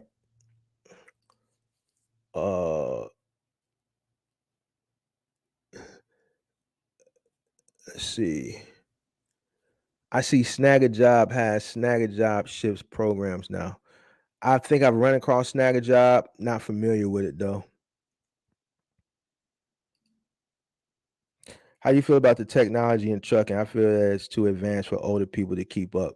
Low bore FCS, couldn't imagine my grandpa. It's funny you said that. I was talking to one of my homeboys recently who drives intermodal for JB Hunt, and he said he was at the truck stop and it was an older man, probably in 60s, and he had to show him how to do the log. He had to climb up in his truck and help him out because they pretty much, hired him and pushed him out. I think the technology might be a little bit too. I think you're right. Technology is advanced for older people. Even my mother, she's pushing 70. She knows how to use an iPhone as far as the text and the phone, but pretty much everything else, I have to drive out to her home and set her email up, mark it saying I don't have any more memory or whatever. I have to drive all the way to her house to do that. So I can't say it's too advanced. I think technology is moving fast and older people aren't. I don't want to say it's too advanced. I think because people like you and I, Auntie Mike, we can keep up with it, right? I don't think older people have an interest in keeping up with the technology, really. I don't really think it's too advanced. I think people in our generation, and I'm 42, but I keep up with it. I understand I gotta keep up with it because if I don't keep up with it, I'm gonna get left behind. You know what I'm saying? I just think older people just aren't interested in keeping up with it. And I think that's the issue. Um, that's the issue I see. I just don't think they're interested. You got a person that's retired, they're forced to get an iPhone and things of that nature and use it, but do they really? I mean, think about it, guys. Think about your parents, some of you older people who have older parents. Think about your parents and your grandparents, right? And them using iPhones, even smart TVs and things of that nature. They don't, they might have these things because this is all they sell, but do they really utilize them to their full capability? No. No. So I see where you're going. I think older people just don't keep up with the technology. I think our generation, we're forced to keep up because we understand we'll get left behind. Um, None of the technology that I've come across or used, I don't think it's too advanced. My GPS tracking system, I'm on the older version, and they keep telling me, Mark, you need to upgrade, but I don't want to pay for the new system monthly. My system is paid for, and I don't want to pay the new system. I'd rather keep the old system. I paid it out. Uh, but even when I looked at the new system, when they demoed it to me, it's not really difficult to me. You know what I'm saying? It takes some adjusting to, you know what I'm saying? But I think older people just don't want to keep up with the technology. I just don't think they're interested in keeping up with it. A lot of them are within 30 minutes of each other. The farthest is 300, but they're usually 30 minutes apart. Me, man, I'm gonna be honest with you, man. I probably would.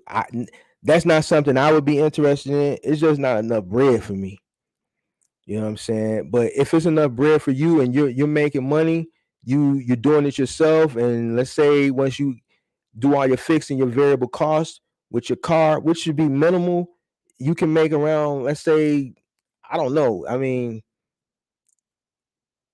20-30% maybe with a car. You know what I'm saying? I think you should be okay. I think you should be fine. You may make more.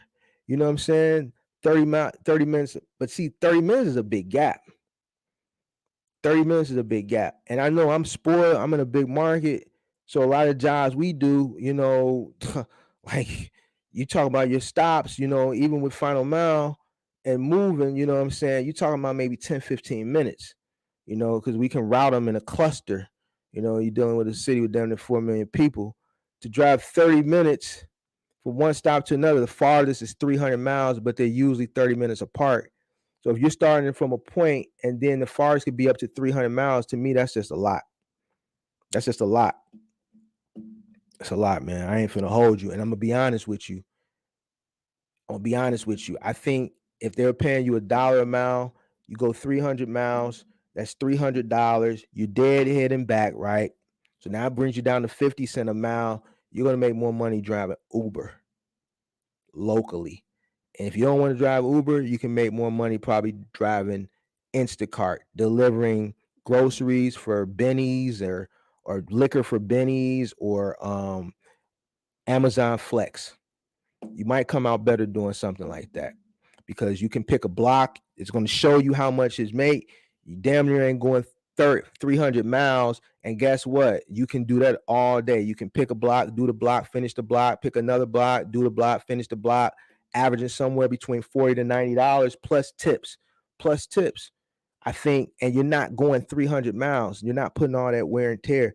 So I think if you're in a car, you might want to utilize some of these larger platform gig apps. Amazon Flex may be a better bet than driving 300 miles out because you can take a 4-hour block and it may pay you, from like what somebody was telling me, $80-$90 plus the tips, and you're running within a 20-30 mile radius. But you can do that all day long. You know what I'm saying?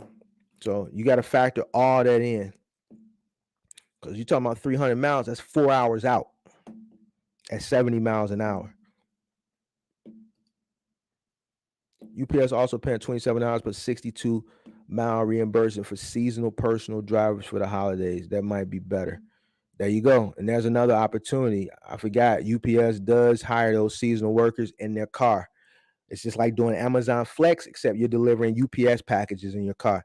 They still make you put the brown uniform on, so in your car, but they do this every holiday season. I see them probably, and this is just me making an educated guess. I don't see why they wouldn't. They bought Rody, so I think eventually the reason they bought Rody is because I think they understand the gig economy. I think it understands how to benefit them.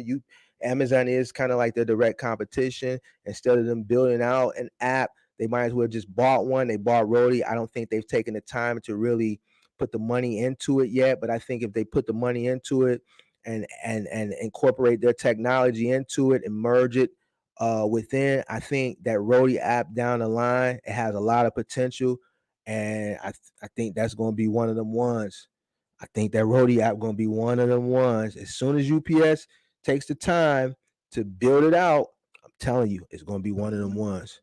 So I think Jordan, I think that UPS might be a better bet than what you're talking about. I think that pharmaceutical going 300 miles out, I think that UPS is a better bet.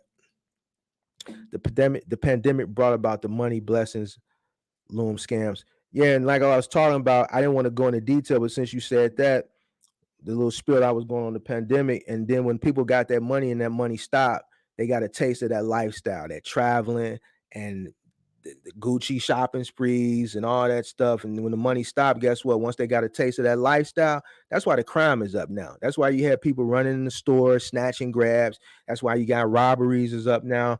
That's why you got all this stuff going on with the crime, because once you introduce something to somebody and then you take it away because you take the money away, they got the taste now.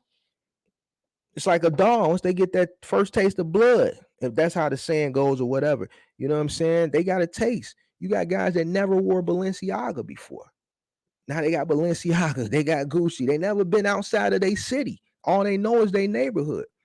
That money gave them that opportunity. Now they want to relive that. I'm telling you, the first time I was able to go buy a high designer, like going in there, being able to buy it, you know what I'm saying? This is back in the day. This is before designer was like, this is back when urban fashion was still cool, like Fat Farm, and I'm telling my age, but man, Fat Farm, and this is before academics. We talking about late 90s, Fat Farm and Fubu and shit, Damage, Used, Carcanine, things like that. Man, I went into Gucci, I bought a Gucci bucket. man, I felt like I was rich. Like, man, to go in there and spend $190 at that time, they like 600 now on a bucket hat. I felt like, man, I was on top of the world. So I understand these guys, they went in there, they got the chance to live his lifestyle, but then that's why the crime is high now. Because they want to recreate, they want to relive that. So man, that money, man, I'm not gonna say it was a curse, man. I'm not gonna say it was a curse. It was a gift. Some people took that money and they utilized it the right way, but because it was so easy to get, it was easy to get. Because when I found out about it, I got a legitimate business. I'm like, damn, is that easy? Well, shit, I'm not gonna let Phone them and John and them get it on the scale. I got a legitimate business. I got a couple legitimate. Let me go ahead and I didn't get a PPP, but I did the idle. I did the idle. I didn't do the PPP. I did the idle. So we got the idle on all three phases. Didn't do the PPP. We got the idle. So you got people that got everything. So I had a guy working for me that was trying to put me in the scam.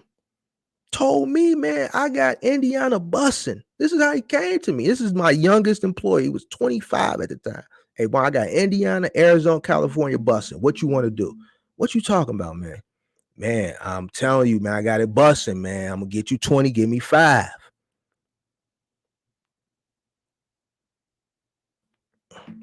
So, man, it changed the game, man. And that's why where we at right now with the crime. That's why we at with lazy people that don't want to work. That's why we just hey man, 2020 was a hell of a year, man. It was one for the record books. That makes sense. I agree. I feel like the only thing we need them to do is upgrade the BOL POD system. Something there we can scan it in and out rather scribbling and signature on an unclear BOL. So when you run in that middle mile lane, even with final mile lane, well, you know what? Some final mile companies is all app based now. Since with the final mile, like I was talking about earlier, a lot of the private owned companies have been fully overtaken by a larger corporation. I think Select might have been the last one, and ATI just bought them. All these companies are app based. Middle mile is still a little prehistoric. I agree with you on that. I just think because of the dynamic of the middle mile with the different oh man, just different entities you have to go through, brokers and things of that nature. I think what needs to happen, what might be a good idea now that you got me thinking, but I would have to source the funding to get something off the ground. It's kind of like how they have the universal app for like final mile for payment. Um it's one company that handles payment for a lot of final mile companies. They do the screening, the background checks, things of that nature, and they also handle the payment. I think if maybe a company designed a universal platform for brokers, shippers, carriers, all can sign up to, you can get that account, just a universal account where the brokers and the shippers can handle the BOLs, handle that thing all through one. The carriers send it. It's like one general network, like how we got like on the final mile side. Most final mile companies use this one company that handle all the onboarding and the payment. If that middle mile lane did something like that, it would have to be a universal app, universal company where everybody signs up to. I think that would revolutionize that middle mile lane. You just gave me an idea. But that's something that's going to cost millions of dollars. Seed funding, round A, round B, series funding, things of that nature. I think you're on to something. I think that's a great idea, man. That's something I'd be interested in partnering with some people in building. I think that would revolutionize that, a universal application where brokers, carriers, logistics company all sign up for, and it would be centralized. Hmm. I think you might be on to something there, Mr. Entre Mike. I think you might be on to something there. I think you might be on to something there because once you build the infrastructure, you just get your login, you can build out your own dashboard, and every it would be through that portal. They would send it back. Yeah, I think that's something that can be done. That's gonna cost some money though. But I think you're onto something. I think you are onto something. The UPS gig pays well, but it takes a toll on your vehicle. Sometimes you're doing 80, 90, 100 stops and putting miles on your vehicle daily. This is why when somebody asked me the other day, and I think somebody had touched on it earlier, why they said, Mark, if you were getting into the game right now, would you jump in with a box truck or a cargo van? I would definitely jump in with a cargo van. And this is why I wouldn't want to. There's opportunities out there for smaller package delivery, but this is not something I would want to do with my personal vehicle. I would definitely get like a van and work it to death.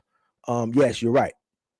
You're right. And like I was talking about the dude I was talking about earlier, where I was helping him break down his cost for Amazon Flex. That was one of the things he's complaining about. He's only been doing it not too long. I think he said he's been doing it a week. And already with all the water he gets, it's caving like the thing in his trunking that goes over the spare tire because it's a lot of water. So he's like, man, I'm thinking about getting a cargo van until he looked at the prices of the cargo vans and he thought he can go get a cargo van for $6,000. I'm like, bro, cargo vans and pickup trucks don't lose value. They hold their value strong. So I think when you're dealing with a lot of these gig apps, it's going to put a toll on your car. So that's something that people really need to think about. Um, and if they do utilize their personal vehicle starting and they really making money, they need to probably invest in eventually transitioning into a cargo van. But yeah, I can get it. 80, 90, 100 stops is a lot to do in your personal vehicle. That's a lot of stop and go, a lot of wear and tear.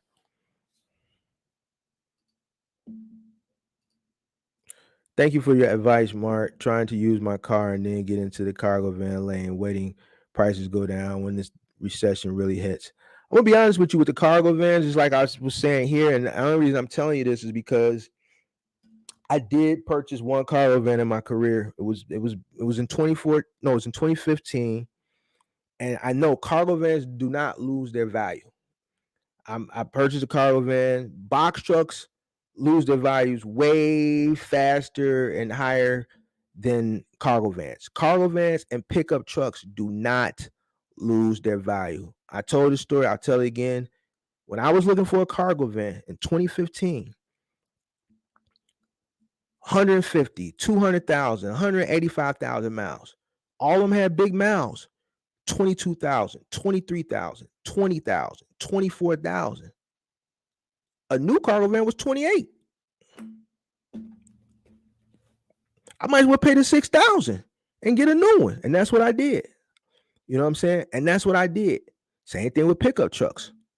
I've always kept a car and a pickup truck. I'm in Chicago. We get a lot of snow. Got to keep a truck up here. Got to keep a truck. All right. Keep a truck, pickup truck, keep a car. All right. Boom. I bought a pickup truck in 2016. I bought the top of the line on Silverado. Paid was 61. I bought 2016, 61 grand. Because of the car thing going on right now, do you know they're trying to buy that car from me for $32,000? 32 grand. It's 91,000. Put 91,000 miles on. They say they're gonna give me 32 grand for it right now. So they're gonna give me 32 for it. What do you think they're gonna turn around and sell it for? It's in great condition. I don't have any kids. I don't use it I pull trailers with it. That's about it. But the leather and everything is still good. But 32 grand they're gonna buy it back from me for. So what do you think they're gonna turn around and sell it for? I paid 61 for it. At least 40, maybe 42.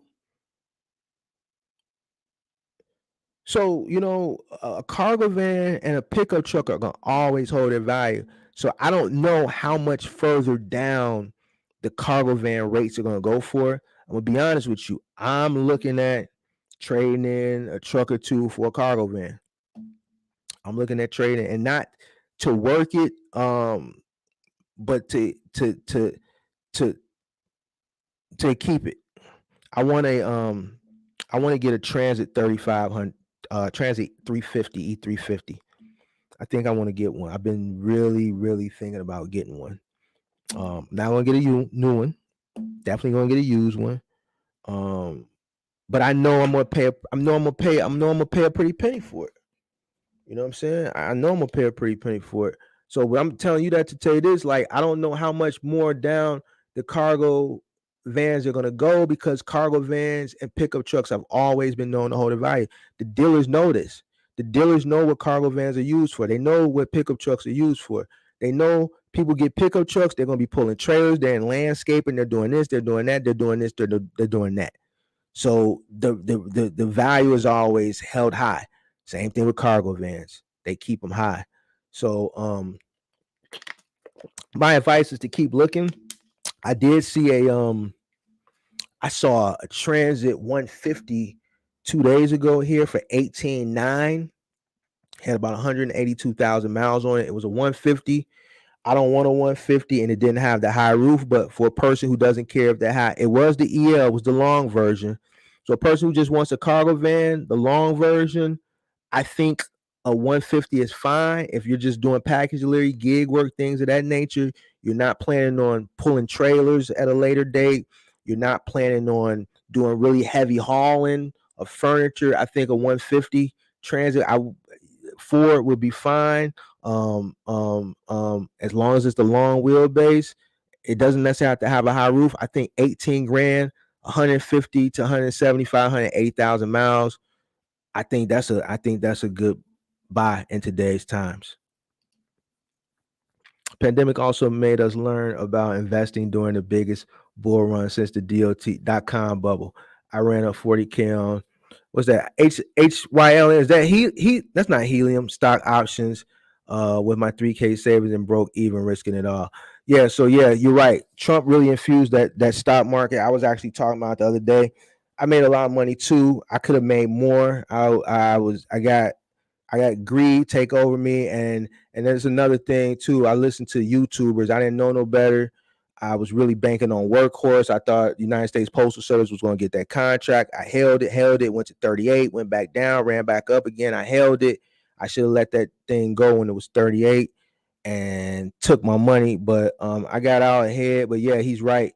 The stock market in 2020, like if you wasn't investing in the stock market in 2020, man, you missed out. Because guess what? We took all that money that we ran up in that stock market and we rolled it into the crypto bull run. Now, the crypto bull run, I think Mark Zuckerberg screwed us on that when he introduced that meta stuff, because he took the momentum away on the bull run we was going to get into. It was running, but when he introduced that meta stuff, it took the momentum away, because then everybody started investing in Sandbox and all that meta stuff. And now here we are a year later, Mark Zuckerberg don't even know what the hell he's doing with meta. He was just so excited that he just wanted to announce it and all that, and he screwed. The stock sucks. Everybody's pulling out of Facebook. He really messed it up for a lot of people. But yeah, he's right. The stock market was booming. Everybody took that money, rolled it into crypto. We had a great 2021 in crypto. We ran it up in crypto.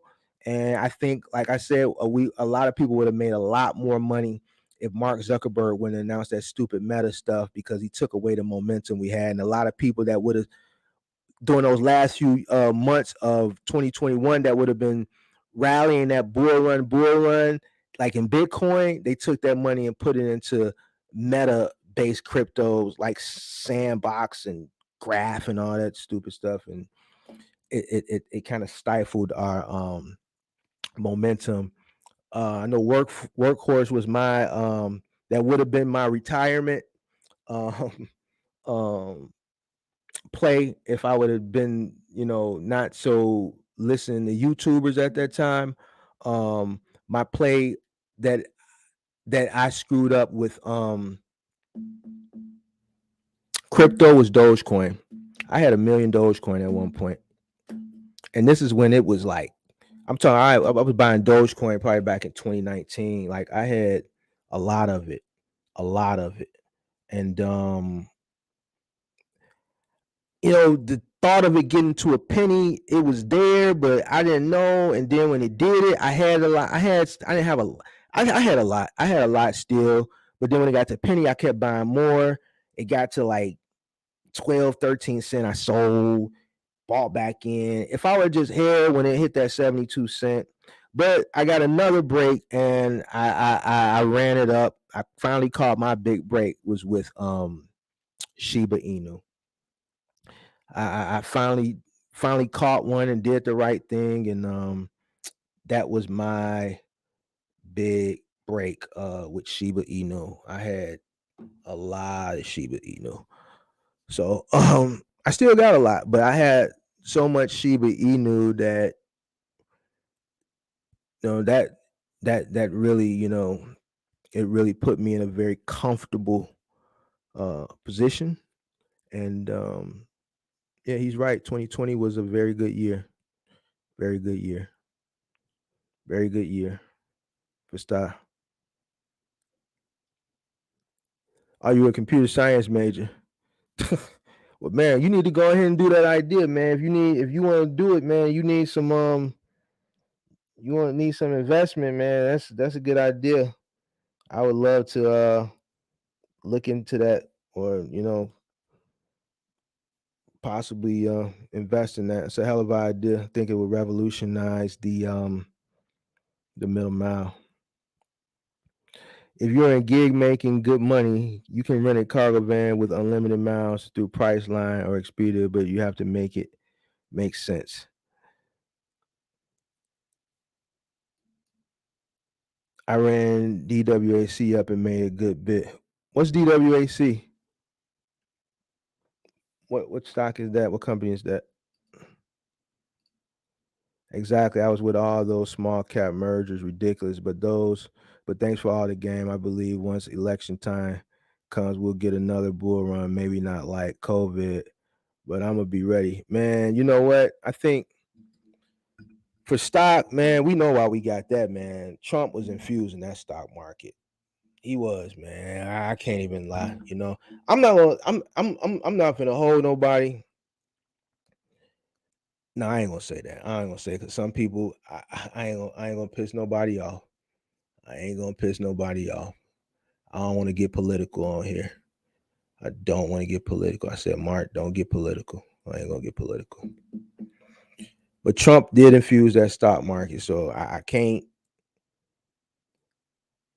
Hey, Trump really made some people a lot of money, man. He made some people a lot of money in a good way. He made some people a lot of money in a not so good way that got that all that stimulus money. But the fact remains, 2020, people made them some money. So can't take that away from them. I got burned with Grab. Listened to a YouTuber. Stock was a SPAC. Went public. Chinese government killed it.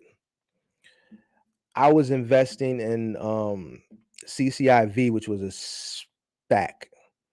And was CCIV a SPAC? I don't remember. I think it was. But I got smart on that one. When it ran up to 60, I bought in at 18. It ran up to 60 because they were supposed to announce that merger. I learned my lesson. Anytime there's a merger announced, it's going to tank. I got out, and sure enough, Monday when the market opened, it tanked. So yeah, them SPACs, you got to be careful with them SPACs, man. DWAC is a media platform that Trump was using when he got banned from Twitter. Okay. I think Trump is going to probably come back on Twitter. I think Elon Musk is going to open it back up for him. I think he's going to open it back up for him. Elon Musk is supposed to be making Twitter the new version of Vine. That's what I've been reading and hearing. That's what he wants to make it. He wants to make Twitter the new version of Vine and go to war with TikTok.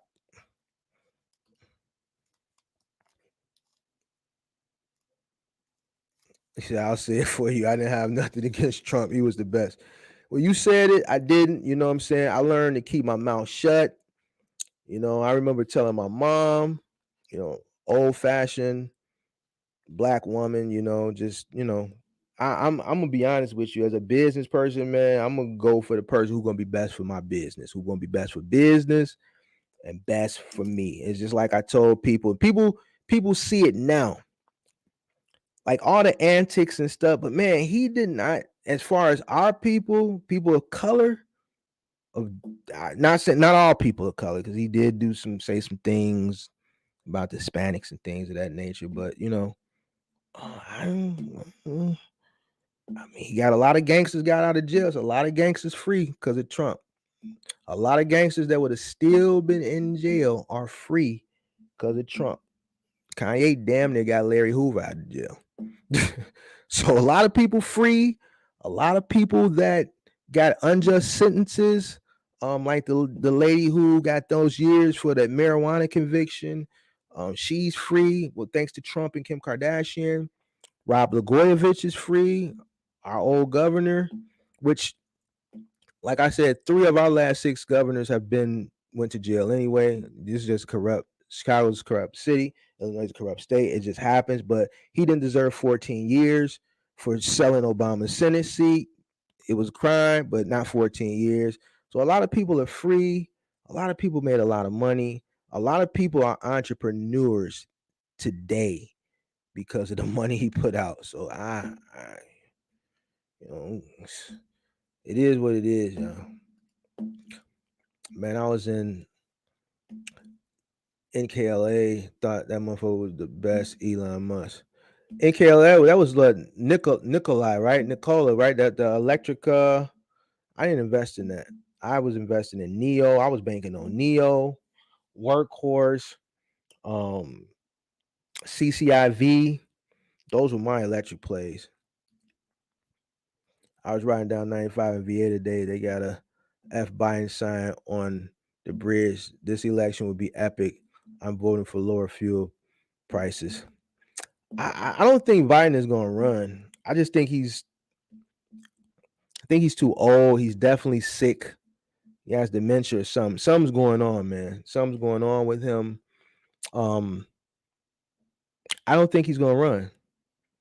I don't think he's going to run. I don't know who else is going to run. I don't know if Trump is going to run. Kanye is talking about running. I don't know how that's going to go.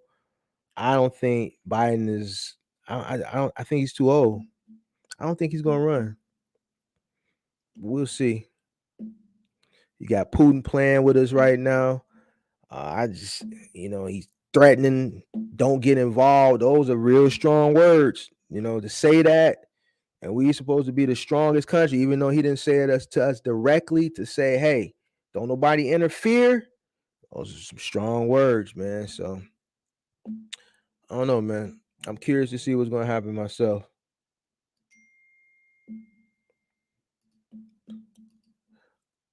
The media made people hate Trump just like they are making people hate others now. Well, yeah, you can't really listen to the media. It's just like in business, you gotta.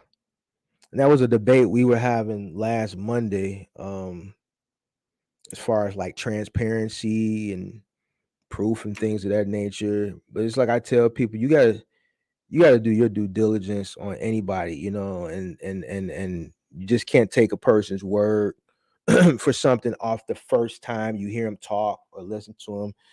You have to spend time with a person, really get to feel them out.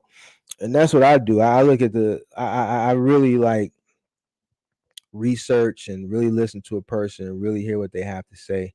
And I use my own judgment. I don't go off the media. Same thing if I'm researching something, I use my own judgment. You know what I'm saying? I think that's what people need to start doing. They can't let the media, excuse me, sway their judgment. And you're right. I think a lot of people allow entities to sway their judgment when it comes to decision making and different things. That's facts, Mark. But some of these guys are some sauced out clowns, and most of them sound a little sweet to me. We talking about are we talking about the box truck guys, or are we talking about um we still talking about politics? Entre Mike. I seen you going in the other day when I was on so I'm assuming you talking about box truck guys. Yeah, I figured. You know how that go, man. You know, when I started the channel, the whole reason I started the channel because I saw Bandman's video. Like I didn't know box trucking had a whole community of different people. His video came across me because I actually subscribed to his channel. He's from Chicago. I actually like Bandman. You know what I'm saying? I think he's a cool guy, he's a finesse guy. You know, I like the content he puts out. I like his music too, you know. So and he's a hometown guy. So boom. But when he did that box truck video, it was just a lot of inconsistencies and a lot of cap that wasn't true. And it just made me mad. And that was my whole point of doing the challenge, just to put out facts. And then I started to see, okay, whoa, there's a lot of people doing box trucks. So I see what you're saying, but even then I didn't know it was a lot of like this is a real competitive lane on YouTube. But what I do know is that real recognizes real. And it seems like the real people support each other. And if you really do this and you really know what you're talking about, like a person who really does that can tell this person is really not selling fluff. So I get what you're saying. There's a lot of people selling fluff. And it's just like I was telling Buddy, and I guess you know, I don't got time to be sitting up here,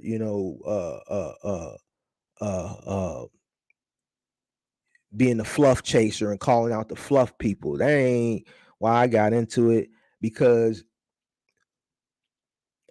shit can go left quick. You know what I'm saying? This is box trucking, man.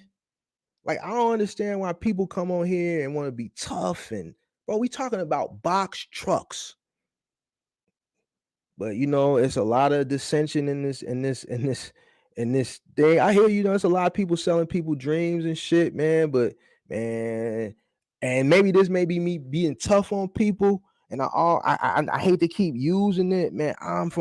Where I'm from is different. Like I see scams. People got to be held accountable to some aspects. Yo, if the shit sounds too good to be true, then it is, man. It is. If you hear somebody telling you you can make $1 million with rental trucks running Amazon, like man, that shit sounds too good to be true to me. With rental trucks the way they cost it now, that shit sounds too good to be true. If a person charge you what Grant Cardone's wife would charge you for a mentorship, then bro, for box trucking, we not talking about real estate, man. Something don't sound right about that. People got to do their own due diligence, and I get what you're saying, but man, I try to stay away from these cats, man. Last week was enough for me. This shit is corny. Like some of these niggas, I get what you're saying, but man, I just want to stay out the way, man. Some of these cats, I want to stay out the way. You know what I'm saying? I get you though. I feel you. I see what you're talking about.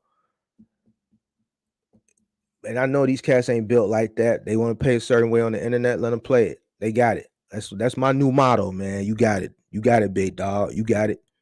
You got it. I ain't want. I'm straight, man. It's box trucking, man. This ain't street. You see a lot of folks trying to make a quick lick off Amazon box truck courses now coming in the peak. They promoting last year's numbers. And this is like we talked about, and this has been like the topic for the past week, man. Scamming. A lot of people getting scammed right now. Scamming is up because of peak season. There's an infusion, an influx of people getting into the space, man. Listen, it's gonna happen. You can't prevent it. If you get rid of run, another one's gonna pop up. You gotta people gotta be held accountable. You can't save everybody. You can put the information out there and maybe save a few people once they find your information. But guess what? They're gonna get somebody. They're gonna get somebody. It just is what it is. It's sad. True indeed, it's sad. But my contribution to preventing it, I come on here every Tuesday night and I talk shit. I tell people my stories from a person who's going on 14 years.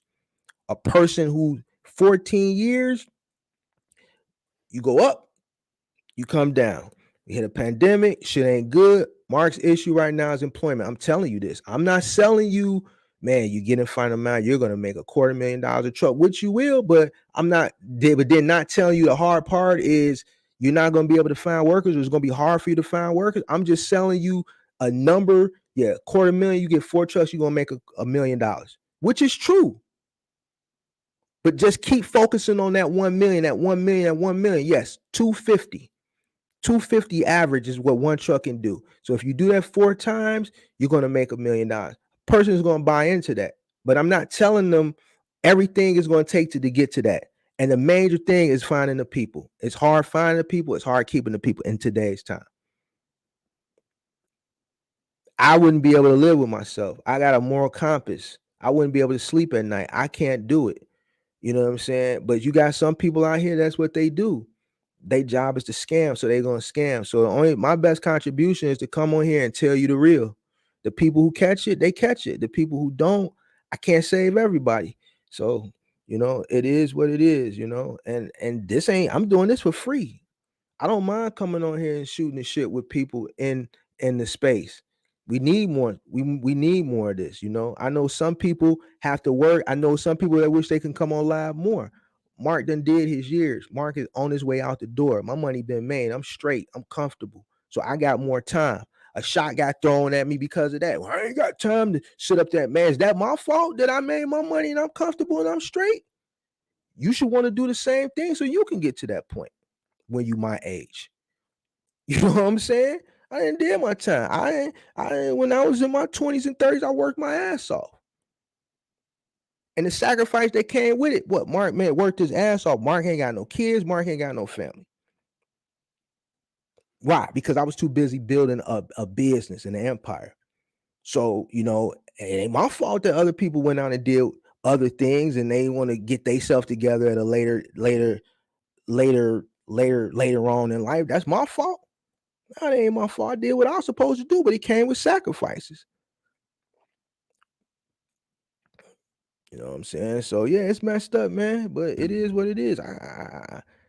Man, some of these people, I feel you can't save them all. It's a business decision at the end of the day. They're investing in bullshit on their own. Yeah. So man, I ain't got no billboards up. Don't want a billboard up. Don't plan on building a mentorship course. I'll talk to you for an hour based off my, I had people know I don't do Amazon. I don't sell people, and people know I'm very critical of Amazon. But yet, it's still people want to talk to me about Amazon because I'm transparent. They say, Mark, I know you don't do Amazon. That's the first thing they say. But man, what do you think? Man, I don't do Amazon. But man, I like your approach, man. You said you like the most transparent, one of the most transparent people I see. We not making no money. Well, did you talk to this person? I said, man, you talk to this person? Yeah, I talked, but I wanted to see what you guys think. Well, yeah, I'm gonna talk to him next, but I still want to see what you want to see. You know what I'm saying? So the only thing I can do is be transparent and be honest with people and try to help out as much as can by just being honest and transparent and being more visible. More visible. I'm going live twice a week now. You know what I'm saying? I'm going live twice a week. I'm making myself more accessible. I'm trying to drown out the algorithm. I'm forcing people to work more because damn, they're like, man, this dude coming with videos every damn day. Now I'm coming with streams. So this is my contribution, trying to drown out the algorithm, trying to be seen, and hopefully more people can see it, and that way they can get the truth and prevent it, and hopefully it works. We'll see. You watch Out the Box Live? I don't watch them. Did they diss me or something? I don't know. I already got this one time. I'm trying to see if I get this another time. I just want to check people's energy. If I ever get invited to a one of them conferences, just remember, whenever you diss somebody, you never know when you might run into them. So you never know when somebody might book you at a platform, at a round table, or any of that. So people got to be real careful when they get to talking crazy on the internet. You know what I'm saying? Wow, what happened? What happened, DER? What happened? What was funny about it? What was funny about it? I did not watch it. Certain channels I don't watch. Certain channels don't interest me. I watch some channels I subscribe to, Inbox Trucking and A lot of channels I don't watch. If they selling fluff, if I feel like they're disingenuous, if I feel like they're not bringing value, then no, I'm not going to support them.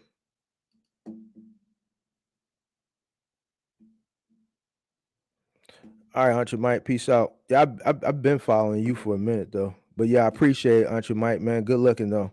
We'll talk. Appreciate it.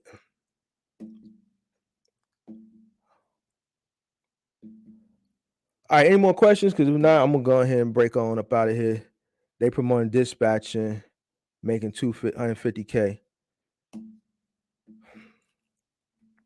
I, I don't know, bro. I mean, here's what I'm gonna say, man. I got and I hate to keep saying this, but people, and I think I went on a little mini rant the other day about people coming to me about other people. I'm not saying you, but I've had people DM me. I've had people putting in my comments, message me like, "Man, can you talk about them? Can you do a video?" How? Listen, man. People gotta do their own due diligence, and I know some people say as a box trucker making content, it's your responsibility to call out the scammers. No, it's not. No, it's not. It's my responsibility to put out good content. It's my responsibility to put out good content. I'm not gonna be calling out people creating content. To me, that's goofy. It's goofy to me. Where I'm from, we don't do goofy shit like that. So people can do what they want. At the end of the day, people are responsible because guess what? Every day when I walk out this door, you know what I'm saying? It's my responsibility to get back home at the end of the day. Ain't nobody making sure I get back to the crib. So same thing in business. You got to make sure you're not getting scammed. It's werewolves out there. It's wolves out there. It's wolves in business. It's sheep in business. Sometimes a person got to have a harsh learning lesson. My contribution is putting out good content, good transparent content, but creating content and calling people out, nah, because hey, yo, let me tell you something. That can lead to something else. It can lead to something else. And I understand that. I don't think some people really understand that. But see, I'm an OG. That's why I just kind of laugh things off and don't say nothing. I'm telling you, you never know. You never know. I'm telling you. So, and that's all I'm gonna say on that. You can't play with certain people, and that's why I don't play games and I don't get involved in this box trucking, man. So if people fall for these little okie doke scams, like man, they gotta take that and they gotta learn from it. They gotta learn from it, man. You gonna lose money in business. It's werewolves out here, man, and it's sheep out here, man. You gotta be a wolf, and you gotta know when there's somebody preying on you, and you gotta learn, teach yourself how not to get preyed on. It's business, man. So I don't watch that channel, man, but I get too many complaints about them. But I tell you one thing, people want me to do, I ain't gonna do, man. I had a guy say he bought a book from him. He says this was $800 for a book. I don't know, man. Some things just sound like, yo, why would I don't know, bro. I don't know. Man, I'm done, bro. Thanks for subscribing. I can't stay no more. I hear you, man. I hear you. All right, man. Any more questions, man? Any more questions? Any more questions? Yeah, man. Yeah, man. So sorry to people who got ripped off, but man, I don't know what to tell you. I don't know what to tell you, man. You got to be more careful, man. Got to be more careful, man. Got to be more careful. You paying $1,000 for ebooks. You're paying $10,000 for sessions, coaching sessions, bro. If yo, if I don't know, bro. I don't know. I don't know. Some people I don't know. I don't know where these people that be paying for this stuff be from. I don't know. I don't know. I showed y'all the scam, and people still telling me they getting scammed. I showed people the scam, and people still getting scammed. How is this possible? I said I didn't want to talk about scam, but somebody always bring up some scamming stuff, man. Yo, I don't know. Hey, DER, you ain't got me started, man. We done went the whole night not talking about nobody else, no scamming. And here you go. You done brought up some scamming stuff. I didn't see it, but man, you finna make me go watch it, man. Damn, man. God damn. You finna make me go watch that shit. About dispatching. They promoting dispatching. Man. So they not promoting renting trucks no more? Or renting trucks? People be looking for a quick lick. That's why they be getting scammed. But they don't realize that they are the lick. That's what I'm saying. They looking for the quick lick and then end up becoming the lick.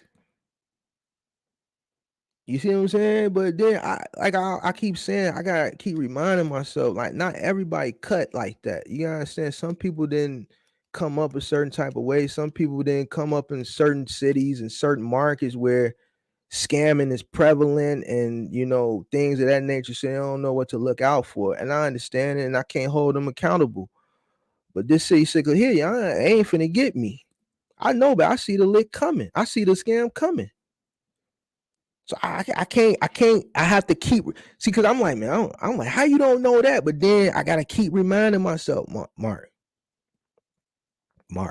not everybody is from a big city, the ghettos of a big city, and understand and know scams and know things like that. They just green. They just don't know better. And I have to keep reminding myself, because I only know I'm a product of my environment. You know what I'm saying? I didn't grow up in middle America, rural area America, where I'm just I'm just my head is in the cloud, and I think everybody is honest, and I think everybody is fair, and just the world is a great place, and America is so great, and the grass is green, and the picket fence is white, and I know better. I grew up in Chicago. You know what I'm saying? Like, man, like, if you either if you don't move the right way, you're gonna get preyed upon. So I had to remind myself like that. But I get it, man. But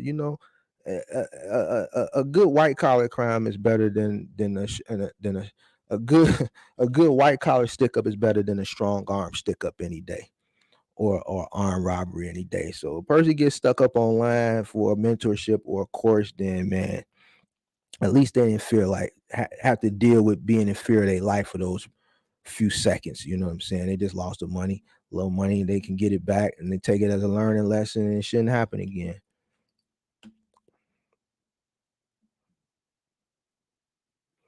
Man, watch it and come back and warn the people. How convinced? I'm gonna go watch it, man. Since everybody want me to go watch it, I'm gonna go watch it, man. I'm gonna watch it.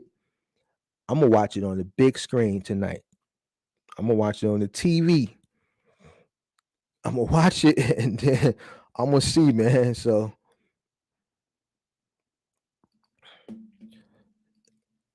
you think freight will level off after the holiday? It's gonna get slow. It's gonna get slow. January is always slow. Everybody knows that. It's always slow. Really slow in January. Retail is slow in January. Everybody spends money for the holidays, right? Retail is very slow. Doesn't really start picking back up to tax season, but then tax season is not like how tax season used to be. People would get those early taxes and pay H&R Block or Jackson Hewitt the money, uh, so they can give them the advance on their taxes and things like that. So you start seeing people spending that tax money 1st of February or end of January, whenever. It's not it hasn't been like that in a few years. So, but when people start getting their taxes is when you start seeing things pick back up. Now, I don't know what inflation is going to be at. I don't know what the state of the economy is going to be at. Um, I don't know if people are going to be messed up worse than they messed up now. Um, I don't know. But January has always historically been slow. Obviously, after Christmas, ain't nobody buying stuff because they bought everything for Christmas. And then everybody broke then because they had spent all their money at Christmas. It sounded good, but not practical about strips. Well, we'll see. We'll see. I'm gonna watch it, and then I'm not gonna make a video based on it. But if somebody asks me about it on my next live, then maybe I'll talk about it. But I'm not gonna base a video around it. That's not that's not the type of content I make. I'll leave that for it's another channel that does that. I'll leave that for that channel. Uh, but I'll definitely watch it at y'all recommendation, and I will I will speak on it if asked to speak on it. I'm not gonna bring it up. So you know what I'm saying. And I ain't gonna throw them under the bus either, but I'm just gonna tell people have to listen, man. People gonna hustle, man. The hustle is real. People gonna do what they gotta do to put food on their table. So I think the way to kill the scammer is to put the scam out there. And that's why I did the live last week showing the scams. All right. I can build a dispatch course for it cost me $5. And I showed y'all last week.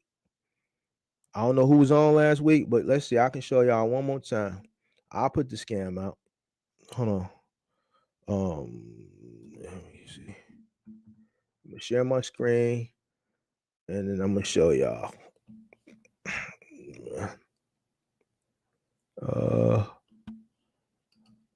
Hold on, y'all. Let me pull it up. Show y'all this scam real quick. Where they getting all this shit from? Y'all, for those who seen it already, that I put it out. Y'all already know where I'm going. For those that didn't, y'all finna learn something today. And see, this is what I'm saying, y'all. See, I know all this stuff because I'm an old city slicker, man. I don't scam people, but it's my business to know what's going on out here in the world. You know what I'm saying? So let me show y'all something real quick. Put y'all on some game real quick. I showed people last week, but I'm gonna show a few people that's still left in the room tonight. And I'm gonna get on up out of here. Windows.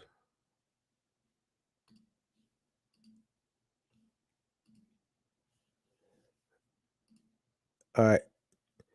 All right, so this is Fiverr, y'all. This is Fiverr.com. All right. Here's where they getting all these courses at, y'all. They getting their courses, they building this stuff out. You know, they go in here and they're paying $5, they're paying $10, like this. I create a logistics business plan, trucking, and freight transportation course. $10, y'all. $10. She's in Nigeria. Most of them in Nigeria. I showed this. Like some of them $5. Let me see. Let's find a dispatching one. Oh, here's one. Here's one. This is what y'all paying thousands of dollars for. So I will write a course content, logistics, dispatching course, finance course, trucking. All this stuff. $10. Nigeria, I bet. Nigeria. So here y'all go. See, I put the scam out there. I ain't gonna call the people. I'll just show you the scam. Like, come on, like to build a course. Listen, I got a website, www.boxtruckcourses.com. I never promote it. If you be on my lives, I never say, hey guys, let me take a break to promote www.boxtruckcourses.com. If you're on my lives every week, I don't get super chats. I don't get nothing. Don't ask for it. Don't never promote www.boxtruckcourses.com unless somebody like, hey man, where your mentorship at? And they'll say, oh yeah, www. Because man, that's not what I'm here for. I'm not here to promote me. But here's the thing. This is what the point I'm trying to tell you. I got courses. Let me show you something. I'm gonna show y'all something real quick. But this is where they going to get these courses because I understand what it takes to build out a course, a curriculum, a dispatch. It takes time, it takes energy. My mother was an educator for 34 years before she retired. I know what it takes to build out a curriculum. All right. Let me show y'all something real quick. That's where they're going to get the stuff. Let me take you to my website where you can sign up for my stuff. I just want to show y'all something real quick. Hold on. Let me see something. Let me pull that up. Let me share the screen here. Oh, where is this going? Why is it moving so slow? Ooh, why is my site moving slow tonight? Come on now.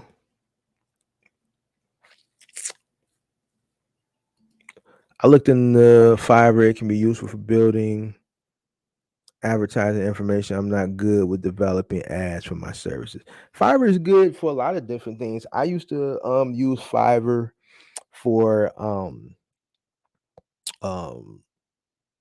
like logo creation. I found a web developer, an app developer, because I developed a couple apps prior to the pandemic, things of that nature. So it can be good. So this is my website, www.boxtruckcourses.com. And here's what I'm going to show you. All right. Hold on. Let me see. Courses. View all courses. All right. Why is my shit running slow tonight? Hold on. See something.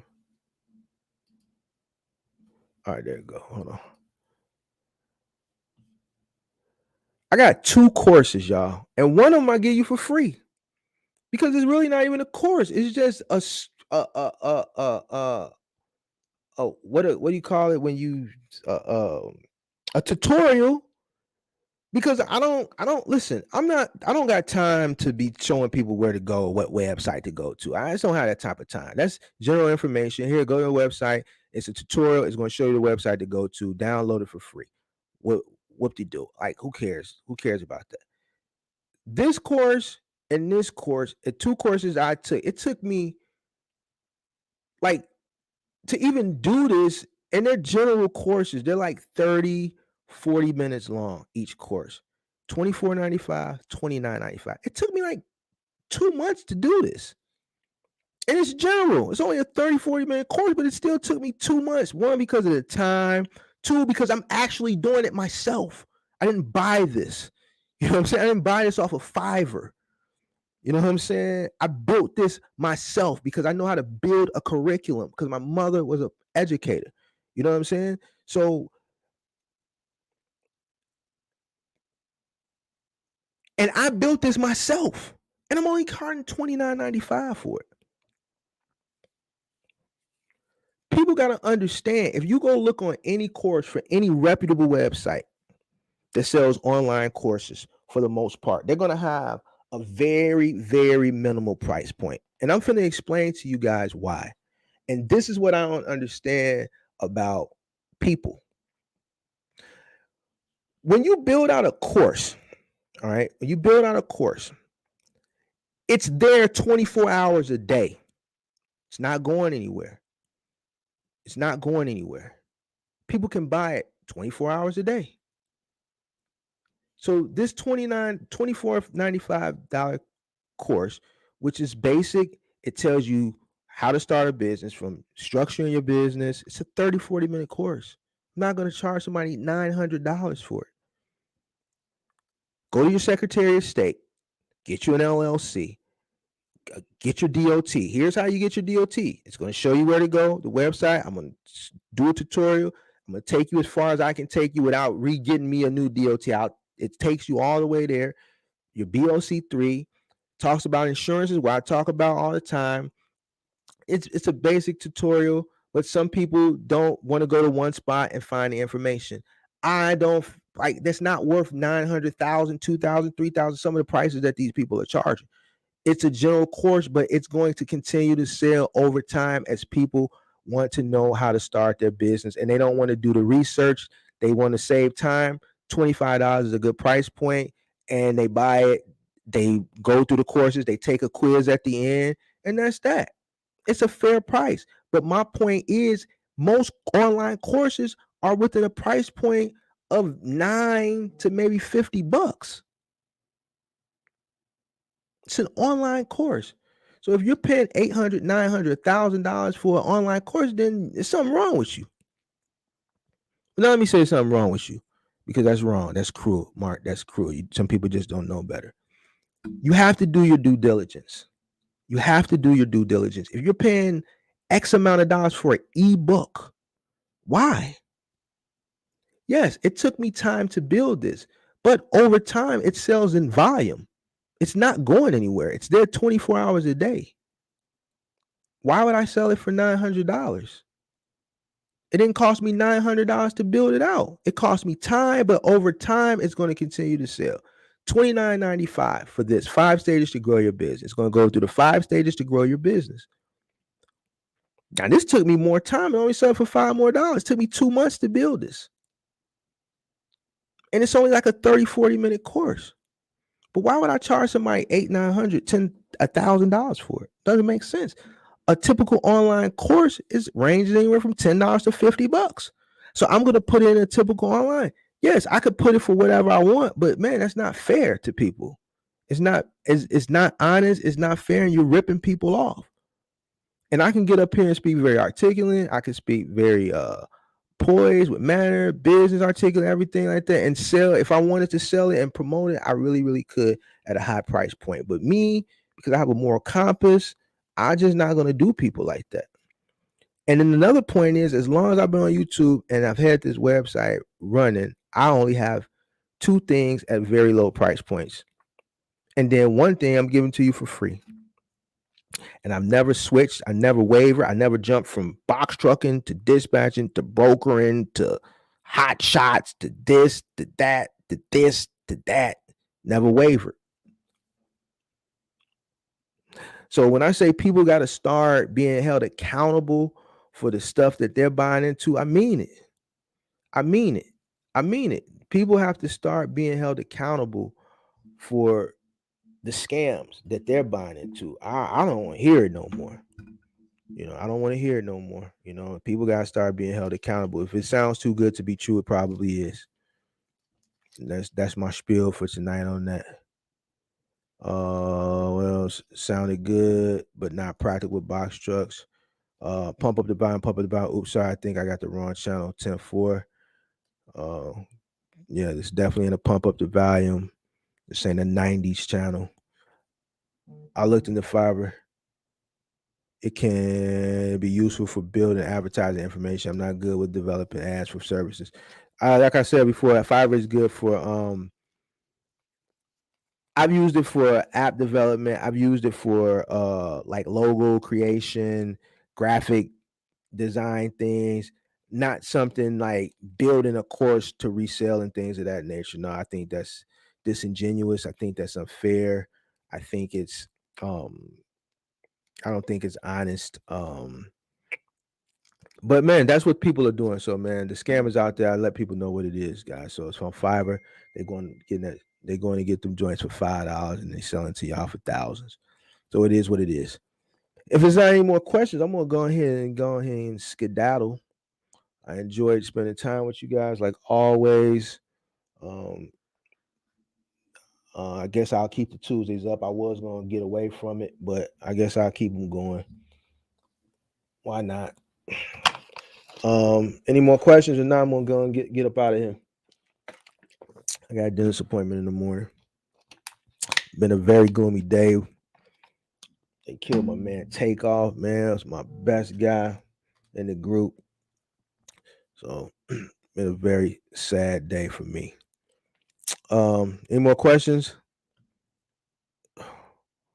No, going once, going twice. All right. So guys, I might come back on live one day this week, latter part of the week. If not, I'll see you guys next Tuesday with a new topic. Every Tuesday, 7:30 p.m. Me here talking box trucking, whatever y'all want to talk about.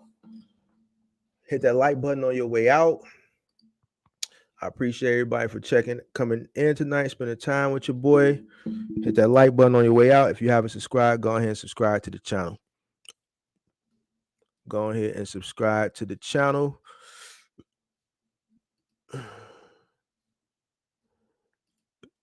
I created my own luck, my own good luck. Appreciate you. Good night to you, man. Enjoy Chicago while you're out here, man. But make sure you stay safe, man. Don't act like a tourist, man, because I don't want nothing to happen to you. then I feel responsible for you. I'm out.